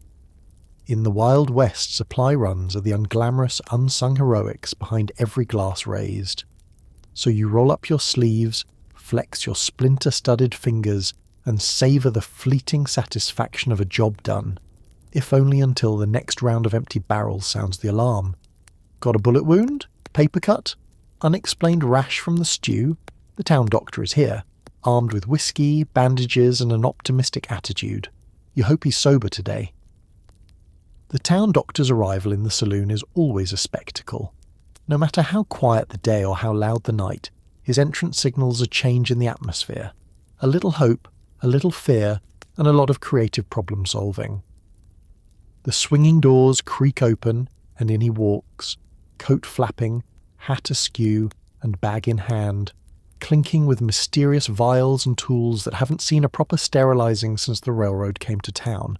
His credentials, unclear. He might have a diploma, but it's probably hanging in the outhouse. Around here, doctor means you're the only one brave enough to poke at wounds, pull teeth, or suggest that maybe you shouldn't eat anything that glows in the dark. He's as much folk hero as medical professional, and most of his medicine comes down to this simple recipe: bandage, whiskey, and a story about that time he saw someone survive worse. His rounds start at the bar, where old Jeremiah claims his annual checkup, code for free whiskey and a chance to show off his scar collection. The doctor inspects everything from black eyes to bruised egos, offering sage advice and questionable ointments. If you've got a headache, he recommends a drink. If you've got a stomachache, he recommends 2. Bullet wounds get the full treatment: a gulp of whiskey for the pain, a rusty pair of forceps for the extraction, and a quick prayer to the patron saint of desperate cases. The doctor's bag is a wonder, a bottomless pit of wonders and horrors. Out come rolls of linen, tins of mysterious salves, a bone saw, and occasionally a live frog. He's still not sure how it got in there, but he keeps it for company. There's a bottle labelled tonic, which, if you're feeling brave, you might try. It promises to cure everything from coughs to heartbreak, but mostly it just knocks you out long enough to forget your problems. Not all patients are so eager. The dance hall girls, veterans of stubbed toes and sprained ankles, line up with the kind of weary resignation only earned by surviving a dozen can-can kicks in a corset. The doctor checks their feet, wraps their blisters, and warns them, again, not to dance with anyone named Slim. Meanwhile, the kitchen staff brings in mystery bites and strange rashes, hoping for a cure but settling for an enthusiastic, "That'll probably heal on its own." Of course, there are emergencies. Someone stumbles in clutching their arm, blood oozing from a fresh wound acquired in a misunderstanding about the rules of blackjack. The doctor leaps into action, clearing a table and barking orders. Whiskey, 2 glasses, 1 for the patient, 1 for me. He works fast, wrapping, stitching and distracting the patient with a story about the time he performed surgery with nothing but a carving knife and sheer willpower. The scar, he assures them, will impress the ladies. And then there's the paperwork, or, in the Wild West, a tab scribbled on the back of a napkin. Payment is flexible: a chicken, a bottle of moonshine, or on rare occasions, actual cash. The doctor never complains. He's seen worse. He's probably survived worse. By the end of his visit, the saloon is patched up. The wounded are dozing, and the doctor slips out as mysterious and unbothered as he arrived. You watch him go, grateful he left more people vertical than horizontal. In the Wild West, medicine is equal parts luck, improvisation, and strong drink. And if you wake up the next morning with a new bandage and no extra holes, you call that a miracle. Ever wonder who actually owns the place? It's usually someone with a mysterious past, questionable accounting, and a talent for disappearing when the bill collectors show up. Your job is to keep things running while pretending not to notice. The saloon owner is a rare breed. Half legend, half cautionary tale, they're equal parts entrepreneur and escape artist. On any given day, you might spot them perched on a stool behind the bar, counting coins with one eye on the door, or you might not spot them at all. Just a hastily written note promising to be back by sundown taped to the cash box, and a lingering smell of cheap cigar smoke. No one's quite sure where the money goes or where the owner disappears to on supply runs, but somehow the doors keep opening, the whiskey keeps flowing, and the creditors keep just missing them by a hair. Ask anyone in town and you'll get a different story about how the saloon owner came to run the joint. Some say they were once a riverboat gambler who won the deed in a game of high-stakes poker and stuck around for the climate. Others swear they're a runaway aristocrat hiding out from a scandal back east, with a fake moustache and a fondness for aliases. The only thing everyone agrees on is this: nobody gets between the owner and the till except maybe the taxman, and even he needs an appointment.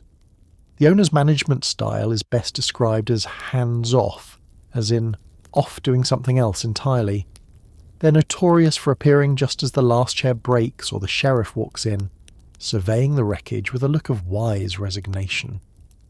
You did the best you could, they say, patting you on the back and quietly pocketing the night's earnings. When it's time for tough decisions, like what to do about the rat problem or whether to fix the leaky roof, the owner gives a reassuring nod, mutters something about frontier charm, and suggests raising the price of whiskey instead. Bookkeeping is an adventure all its own. Receipts are scrawled on napkins, inventory lists on the back of wanted posters, and payroll is often a bag of coins and a half-eaten sandwich left on the bar. The accounting system consists of 2 locked boxes, 3 hiding spots, and a complex mental map known only to the owner.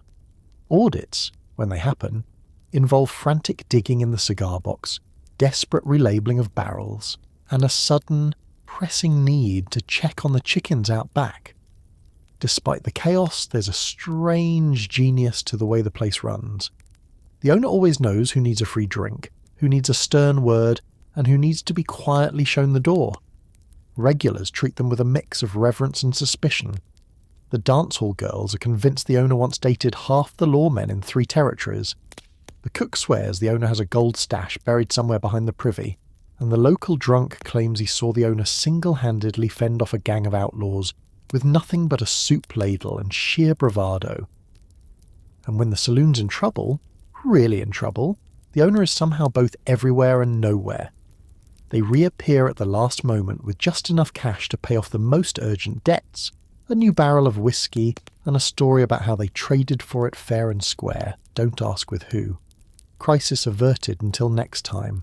For you and the rest of the staff, working for such a character is a daily masterclass in improvisation. You learn to cover for their absences, smooth over their creative financial practices, and explain their vanishing acts to everyone from creditors to the town's nosiest gossip. It's not always easy, but it's never boring. Because in the Wild West, a good saloon isn't just about drinks and dancing. It's about the stories, the secrets, and the owner who, no matter how hard you look, always seems to be one step ahead and never in the same place twice. It's showtime. The crowd is rowdier, the music's louder, and you're running drinks faster than your boots can carry you. Everything escalates until someone yells "last call," or someone gets thrown through a window, whichever comes first. Saturday night in a Western saloon isn't just another shift. It's an event, a weekly ritual, and a minor act of public endangerment. The moment the sun slips behind the hills, the energy in town starts to buzz. Folks who haven't left their cabins in days dust off their hats, slick back their hair, and come thundering through the bat-wing doors like they've been training for this all week. You feel the room change. The regulars sit up straighter, the piano players' hands start to twitch, and the dance hall girls add a little extra sparkle to their feathers. You, meanwhile, are bracing for impact. Behind the bar, it's organised chaos. Glasses clinking, bottles rolling, the occasional peanut ricocheting off your elbow. You develop a sixth sense for when to duck. Orders come at you in a rush. Whiskey, beer, a sarsaparilla for the kid trying to look grown up. Someone wants a prairie special, which is really just code for pour whatever's left in the bottle and make it look fancy. You serve drinks at a pace that feels more like a relay race than bartending. The music is relentless. The piano player leads the charge, pounding out tunes that range from old favourites to whatever he just made up on the spot.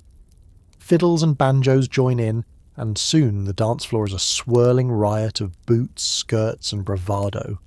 The dance hall girls kick higher, the cowboys whoop louder, and even the town's most stoic rancher is seen tapping his foot. At least until he remembers someone owes him money. Of course, Saturday night isn't just about fun. It's about spectacle. Bets are placed on everything. Who can balance the most mugs? Who'll win the impromptu arm wrestling match? And whether or not the sheriff will actually join the party or just glare from his usual corner. Tensions simmer just below the surface. It only takes a spilled drink, a lost card, or a stray elbow for the night to veer from festive to frantic. Bar fights on Saturday night have a special flair. Chairs are lighter, tempers shorter, and there's always a dramatic pause before someone yells, "Hold my hat!" as if that'll protect it from flying glass. You quickly learn to spot the warning signs: a sudden hush, a dropped glass, the dance hall girls scattering with professional efficiency. By now, you can clear 3 mugs and duck behind the bar in under 2 seconds flat. But it's not all brawls and chaos. There are moments of strange collective joy, a spontaneous sing-along, a shared toast to absent friends, and the sight of 2 sworn enemies laughing over a game of dice. For a few hours, the saloon is the living room of the whole town. Gossip is exchanged, secrets are spilled, and more than one romance is kindled under the dubious glow of the lanterns. Last call is both a relief and a challenge. The crowd groans, trying to squeeze in one more round before the inevitable "out you go." Someone always tries to negotiate, promising to sweep up or play a love song on the piano if you'll just keep pouring. But eventually, tradition wins out, or a cowboy gets launched through the window, marking the unofficial end to another legendary Saturday. When the dust settles and the crowd staggers home, you're left with the aftermath. Sticky floors, broken chairs, and the unmistakable sense of having survived. You mop up, count your tips, and shake your head, knowing that next week it'll be just as wild, maybe wilder. Because in the Wild West, Saturday night at the saloon is less a shift, more an endurance sport, and you, against all odds, are still standing. It's the end of your shift. The tables are sticky, the floor is a crime scene, and someone's hat is still smouldering in the corner. Tomorrow it all starts over. There's a hush that settles in the saloon when the last customer staggers out, and the piano player finally gives up his one-man battle with "Oh, Susanna!" The chaos melts into silence, punctuated only by the distant howl of a coyote and the soft clink of glasses being collected. You take a moment to breathe, but the air is heavy with a perfume of stale beer, sweat, and secrets. This is your time, the sacred hour when the saloon is yours and yours alone. Well, yours and the mysterious stain that's been growing in the corner since the last full moon. You look around at the aftermath of Saturday night and feel a special kind of exhaustion reserved for people who have survived both a near-barrel shortage and a pie fight. Chairs are upside down, tables are spattered with everything from gravy to candle wax, and the dance floor is littered with feathers, broken dreams, and at least one lonely boot. You make a quick inventory of tonight's casualties. 2 cracked mugs, a splintered chair, 4 dented spittoons, and a once-proud cowboy hat now smouldering quietly in the corner like it's contemplating its life choices. You start with the glasses. Each one tells its own story. Lipstick prints, a lingering scent of sarsaparilla, or, if you're lucky, a forgotten coin at the bottom. You stack them carefully, ignoring the stickiness that now binds your fingers together like frontier glue. The bar top is a landscape of spills and crumbs, a history book written in dried syrup and lost peanuts. You wipe it down with your trusty rag, which by now is less cloth and more spirit of perseverance. The floor, however, is where the real work begins. You grab your broom, already worn down to a nub, and prepare to wage war on an army of peanut shells, shards of glass, and something that might once have been a pickle. Every sweep brings new surprises, a dented harmonica, a forgotten IOU, the charred remains of last night's special. You pause only when you find the source of the mysterious smell, a wedge of cheese that's clearly been on its own journey and is now growing its own moustache. Then there's the sticky stuff. Some stains defy logic, let alone soap and water. You mop and scrub, negotiating with each patch like it's a stubborn mule. The dance hall girls' feathers are everywhere, tangled with horsehair and confetti. Someone's sock is draped over the chandelier. You don't ask. You just keep going. Out back you empty the spittoons, a task best accomplished with a long stick, a strong stomach, and the acceptance that you'll never feel truly clean again. The kitchen is quieter now, the last of the stew scraped from the pot, the cook already snoring on a flour sack in the corner. You stack the chairs, sweep up the last of the peanuts, and finally extinguish the smouldering hat. Gently, as one does with a relic that's seen too much. As you finish, there's a sense of grim satisfaction. The tables shine, or at least glisten. The bar is clear and the floor is almost safe for bare feet. You turn down the lanterns, lock the doors, and take one last look at the room, silent, tidy, waiting for the next round of chaos. Tomorrow it all starts again. New faces, new stories, and the same sticky floor. In the Wild West, there's no such thing as done, only done for now. You trudge upstairs, boots in hand, knowing you've earned your rest. In a place where nothing ever really stays clean, you take pride in being the force that resets the clock. Because here in the saloon, every end-of-shift clean-up is proof that you survived, and you're stubborn enough to do it all over again. After surviving another day, you hunt for a patch of floor that isn't already occupied by a snoring cowboy, a stray dog, or yesterday's beans. Sweet dreams. If the piano stops playing, you know something's gone wrong. The Wild West Saloon doesn't come with a bedtime routine, unless you count dodging empty bottles and picking feathers out of your hair. As the lanterns dim and the last of the laughter drifts into the dust, you look around and realise that finding a place to sleep is the night's final challenge. One with fewer rules, but somehow even more competition than a Saturday night poker game. First you have to scout for prime real estate. The bunkhouse upstairs, if you're lucky, has a straw tick bed with only mild infestations and minimal water damage. If you're unlucky, and most nights you are, the best you can hope for is a stretch of floor between the wood stove and the spot where the roof leaks least. You move quietly, dodging the snores of early claim stakers and weaving around the ever-present dog, who seems to multiply after midnight and is always asleep in the warmest spot. You consider the piano bench, but that's reserved for the piano player, whose ability to sleep upright, hands still twitching through imaginary scales, is the stuff of local legend. The bar top is tempting but hard, sticky, and likely to host a puddle of someone's unfinished drink.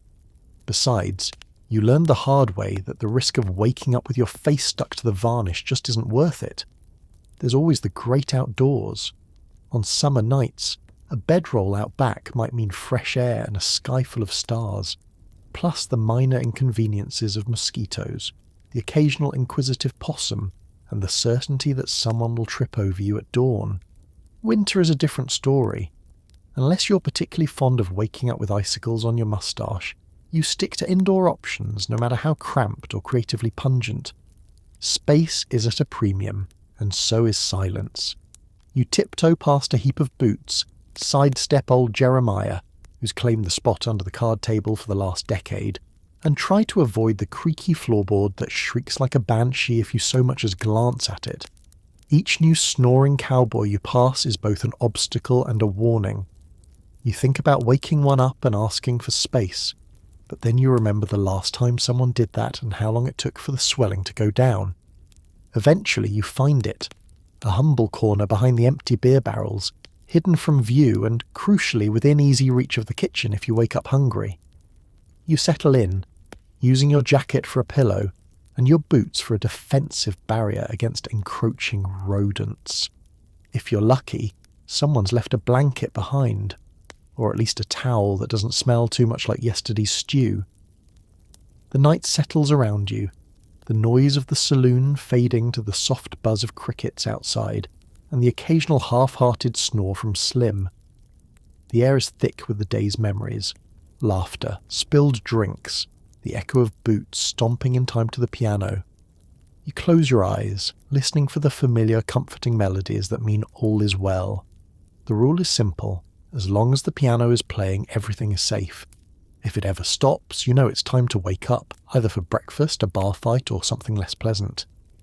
You drift off, dreams swirling with half-remembered songs and the comforting knowledge that, in the Wild West, sleep is less about comfort and more about surviving until morning. Tomorrow you'll wake up stiff, hungry, and ready to do it all again. But for now, you're content, tucked in your corner, a survivor in the ever-turning wheel of saloon life. Sweet dreams. Just don't roll over onto the beans. As the night wears on, things get weirder. Sometimes it's just bats swooping in for a snack. Sometimes it's the local outlaw coming to borrow a drink on the house. And every so often you swear you see a ghost in the corner. Could just be the whiskey.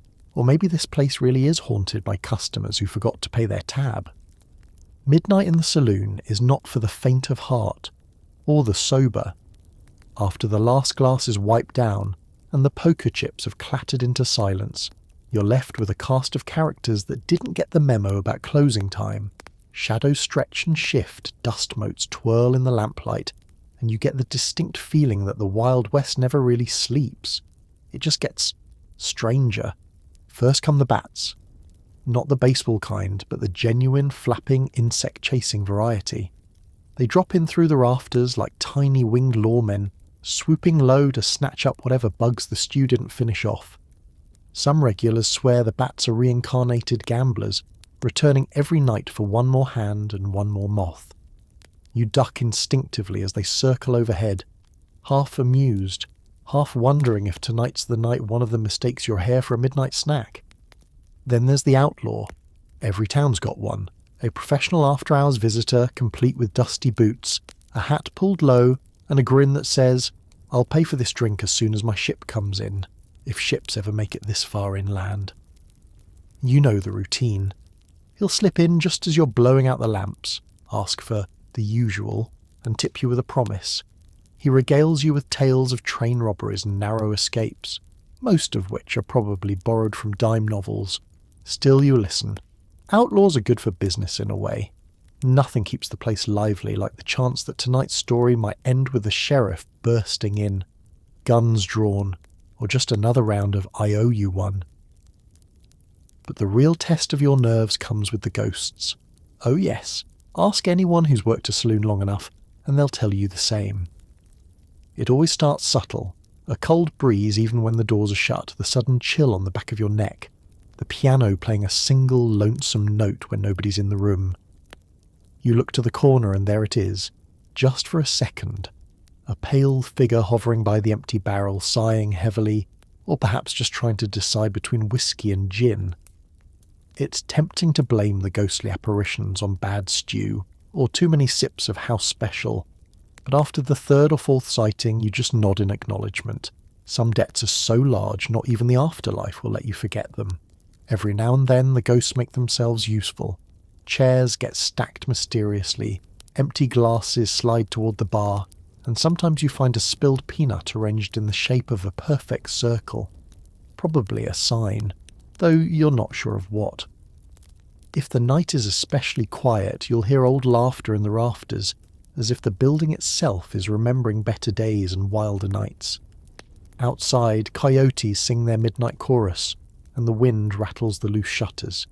Inside, you keep a lantern burning, both for your own comfort and as a signal to the living and the not-so-living that the bar's still open, sort of. You pull your blanket tighter, try not to flinch when something thumps softly in the dark, and remind yourself that in the Wild West, even the supernatural knows how to run up a tab. Tomorrow the sun will rise, the bats will vanish, and the outlaw will make himself scarce, until the next midnight. But the ghosts, they're here for the long haul, haunting the corners, the cash box, and the bottom of every empty glass. In the end, every saloon is a little haunted, and every night is just another story added to the legend. Sweet dreams, if you can, and maybe leave out a shot of whiskey, just in case someone from the other side wants to settle up. Every week some slick-talking peddler shows up to sell miracle cures, hair tonic, snake oil, or something that's probably just watered-down turpentine. You watch as customers fork over their hard-earned coins for the promise of eternal youth, or at least relief from last night's stew. It starts with a rattle and a shout from the street outside. The door bursts open, and in strides the travelling salesman, hat cocked at a jaunty angle, jacket gleaming with a suspicious newness, and a suitcase so battered it's more patch than leather. His smile is 10 miles wide and twice as shiny. He sets up shop right at the end of the bar, a place that last week held a card shop and, the week before that, an ill-fated chicken auction. The regulars know the drill. Entertainment is coming, and with luck so is some truly memorable nonsense. The salesman launches into his pitch with all the flair of a carnival barker and none of the shame. Step right up. Are you tired, weak, hair falling out faster than poker chips on a Friday night? Do you suffer from headaches, heartaches, or that mysterious rash that won't quit? Heads turn. Even old Jeremiah stirs from his nap. The peddler produces bottle after bottle from his suitcase, each with a label more extravagant than the last. Professor Pendergast's Panacea, Old Reliable Nerve Tonic, Dr. Goodbody's Guaranteed Cure-All. There's a demonstration, of course. He'll pour a little elixir into a glass, pass it to the bravest or most gullible customer, and regale the crowd with testimonials. Why, last week a man from Tombstone drank 2 bottles and now he runs marathons after spending 3 days in the outhouse. But that's just the toxins leaving your body. The audience laughs, shakes their heads, and reaches for their pockets anyway. The miracle of hope, after all, is a powerful motivator, especially when your feet hurt, your head hurts, and you're not sure what you just ate for dinner. The bottles themselves are a sight. Some are cork tight, others sealed with wax, and a few contain ingredients you'd rather not identify.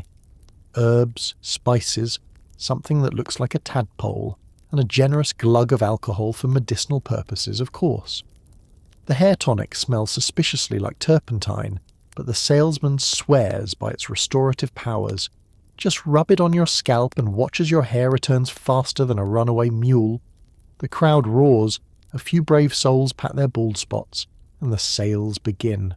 You, as the saloon worker, have seen it all before.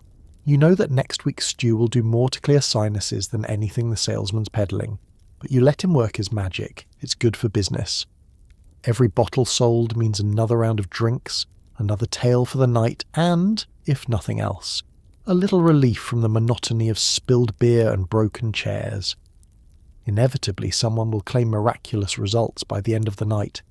Look, I can wiggle my toes again. My toothache's gone, usually because the tooth just fell out. The salesman beams, pockets his coins, and offers a parting shot. Tell your friends, and I'll be back next week with something even better. He tips his hat, packs up, and disappears into the night, leaving a saloon full of hopeful sippers and one less bottle of questionable fluid behind the bar. You wipe the counter, count your tips, and make a mental note to try one of the tonics the next time you can't sleep. Because in the Wild West, every week brings a new miracle, a new con, and a new story. The cycle continues. And as long as there's hope for a pain-free morning, or a full head of hair, there'll be a place for the travelling salesman, turpentine and all. Tonight's special, accusations of cheating, a showdown at the card table, and the world's most awkward silence, as everyone pretends they didn't just see someone draw a card from their boot. The barkeep keeps a club under the bar just in case the cheating gets too creative. It starts like any other game in the back corner, under the yellow glow of the flickering oil lamp. The regulars take their seats, the deck is shuffled and chips clatter onto the scarred table. There's the usual banter, the muttered jokes, the clink of mugs, but tonight the stakes are higher, whether it's the pot full of silver dollars, a deed to a goat, or just the glory of walking out with all your teeth. As hands are dealt, the tension in the air is thick enough to spread on toast. Each player eyes the others with a mix of suspicion and barely disguised desperation. Some tap their cards with a nervous rhythm. Others keep a hand suspiciously close to their hats, as if guarding a crown jewel. The card sharp is there, as always, with his mysterious smile and sleeves that seem roomier than fashion or decency require. Inevitably it happens. The wrong card appears at the wrong time. There's a sharp intake of breath as everyone at the table, and half the bar, realises that the Queen of Hearts has made her third suspicious appearance in the last 2 rounds. All eyes turn to the quiet fellow on the end, whose boots are a bit too lumpy and whose poker face couldn't bluff a barn cat. Silence falls, broken only by the soft, nervous shuffle of the piano player who knows better than to look up. Accusations begin as whispers. You see that? He's got something up his sleeve. That's the 3rd time in a week that man's drawn aces.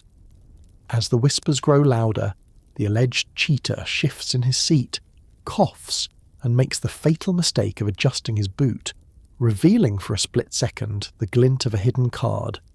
The room freezes as if waiting for a thunderclap. The show is on. Voices rise, fingers point, and the card sharp, ever the showman announces, "Gentlemen, I believe we have ourselves an artist at the table." The accused tries to protest, but it's hard to argue with a 2 of clubs poking out of your sock. The regulars, who've all tried a trick or two themselves, put on their most indignant faces, as if shocked by the very idea of dishonesty in a poker game. The barkeep, sensing a storm, casually slips the club from under the bar and leans over with the calm authority of someone who's seen too many games end with flying chairs. House rules, fellas. Cheating's fine as long as you don't get caught. And tonight, you're caught. It's a practiced line designed to deflate tempers and, if necessary, remind everyone that the real winner is the saloon's repair fund. What follows is a blur of apologies, mumbled excuses, and the world's most awkward redistribution of winnings. The cheater, now blushing redder than the spilled tomato stew, is gently but firmly escorted outside. No violence necessary, just a few firm words and the unspoken threat of spending the night in the outhouse with the local raccoon. Inside, the game resumes. The tension somehow is even higher than before. Everyone's extra careful, extra honest, for at least the next 5 minutes, and the card sharp winks at the barkeep as if to say, business as usual. The story will be retold all week, how Slim tried to sneak an ace, how the barkeep's club never missed its cue, how justice was swift and thankfully bloodless. You, behind the bar, pour another round, polish a glass and wonder, not for the first time, if anyone actually plays fair in the Wild West, or if the real game is seeing how long you can fool everyone else. The answer doesn't matter. In the end, the Saloon wins. And if you ever need a new deck of cards, you know exactly where to look. Under the table, inside a boot, or, on a really good night, tucked inside the barkeep's own hat. There's always one poor soul who walks into the saloon thinking it's just like the stories. 5 minutes later, they've spilled their drink, lost a game of poker, and been volunteered to muck out the stables. The learning curve is sharp, and so are some of the patrons. You can spot the newcomer before they even cross the threshold. Their hat is just a little too new, their boots still have a shine, and their eyes hold the hopeful glint of someone who hasn't learned to check for spittoons before sitting down. Maybe they stride in, shoulders squared, or maybe they creep in trying to disappear. Either way, the room notices. The piano player falters, the card table goes quiet, and the old-timers size up the fresh meat with the predatory patience of vultures at a picnic. The first challenge is always the doors. Those iconic bat wings look easy in the dime novels, but in reality they're spring-loaded, creaky, and determined to catch a sleeve, a coattail, or, if you're especially unlucky, a full cup of coffee. The newcomer staggers through, arms flailing, and manages to send their hat flying on its maiden voyage across the saloon. A round of polite, pointed applause follows. Welcome to the West. They approach the bar with a mixture of nerves and bravado, scanning the mysterious chalkboard menu and eventually ordering whatever sounds most impressive.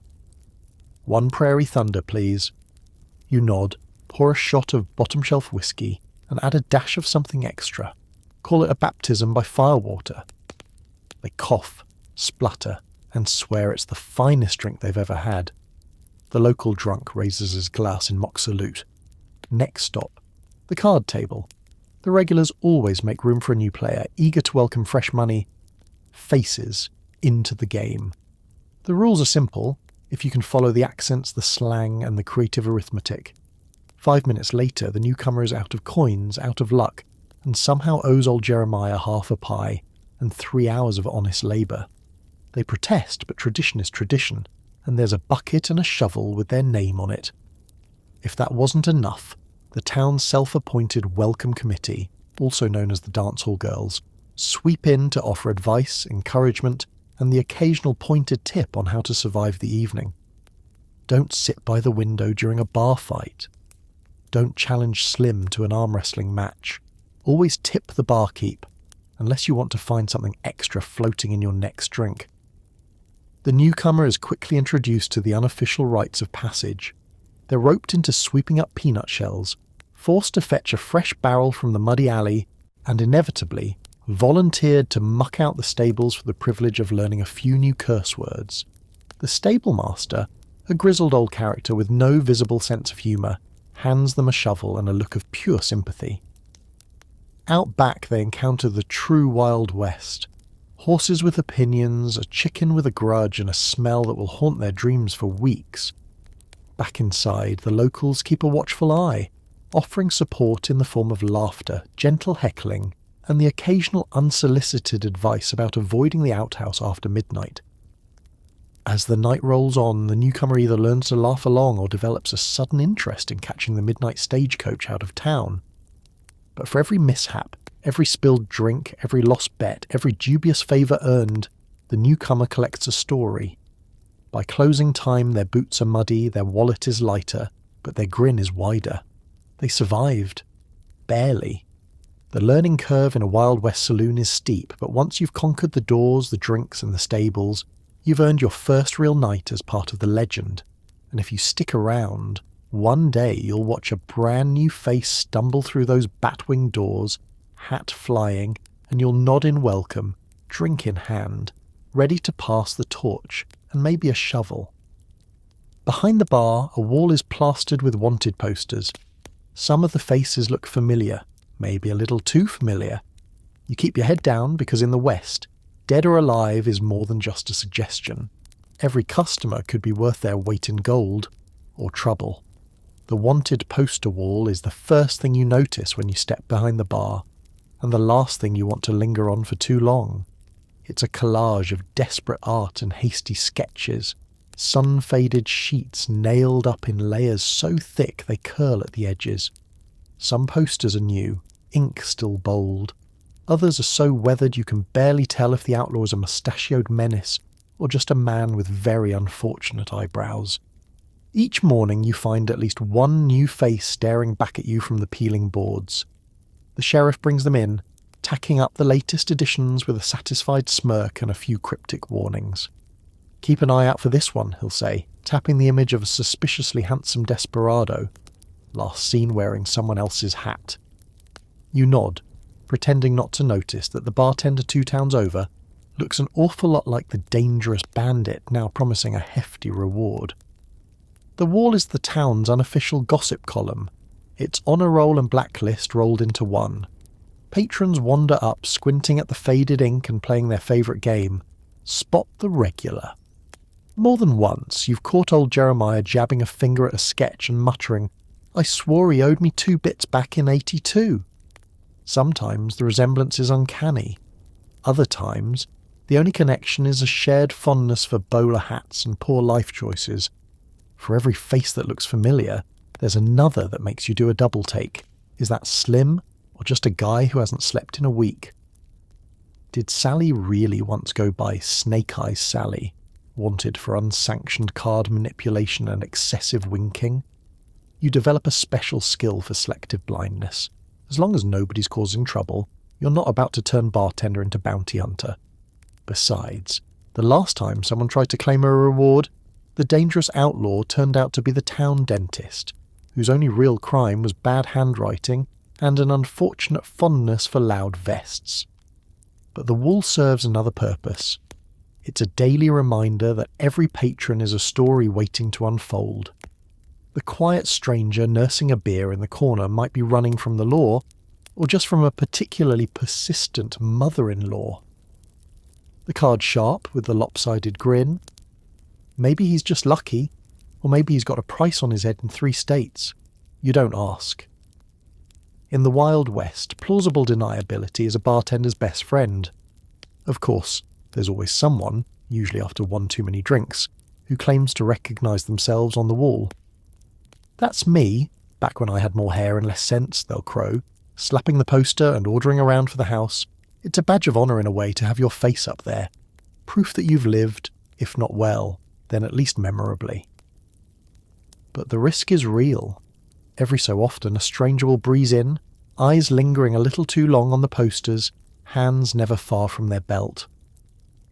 The room goes quiet, the piano slows to a cautious 2-step, and you find yourself checking the back exit just in case tonight's the night someone comes to collect. Mostly, though, the wanted poster wall is just another part of the scenery, a little gallery of rogues and legends, reminders that in the West everyone's running from something, and everyone's got a story worth a reward. You wipe down the bar, avoid meeting any drawn eyes, and remind yourself you're here to serve drinks, not justice. The only thing you wanted is another round. And if anyone asks, you've never seen a single face behind that bar before in your life.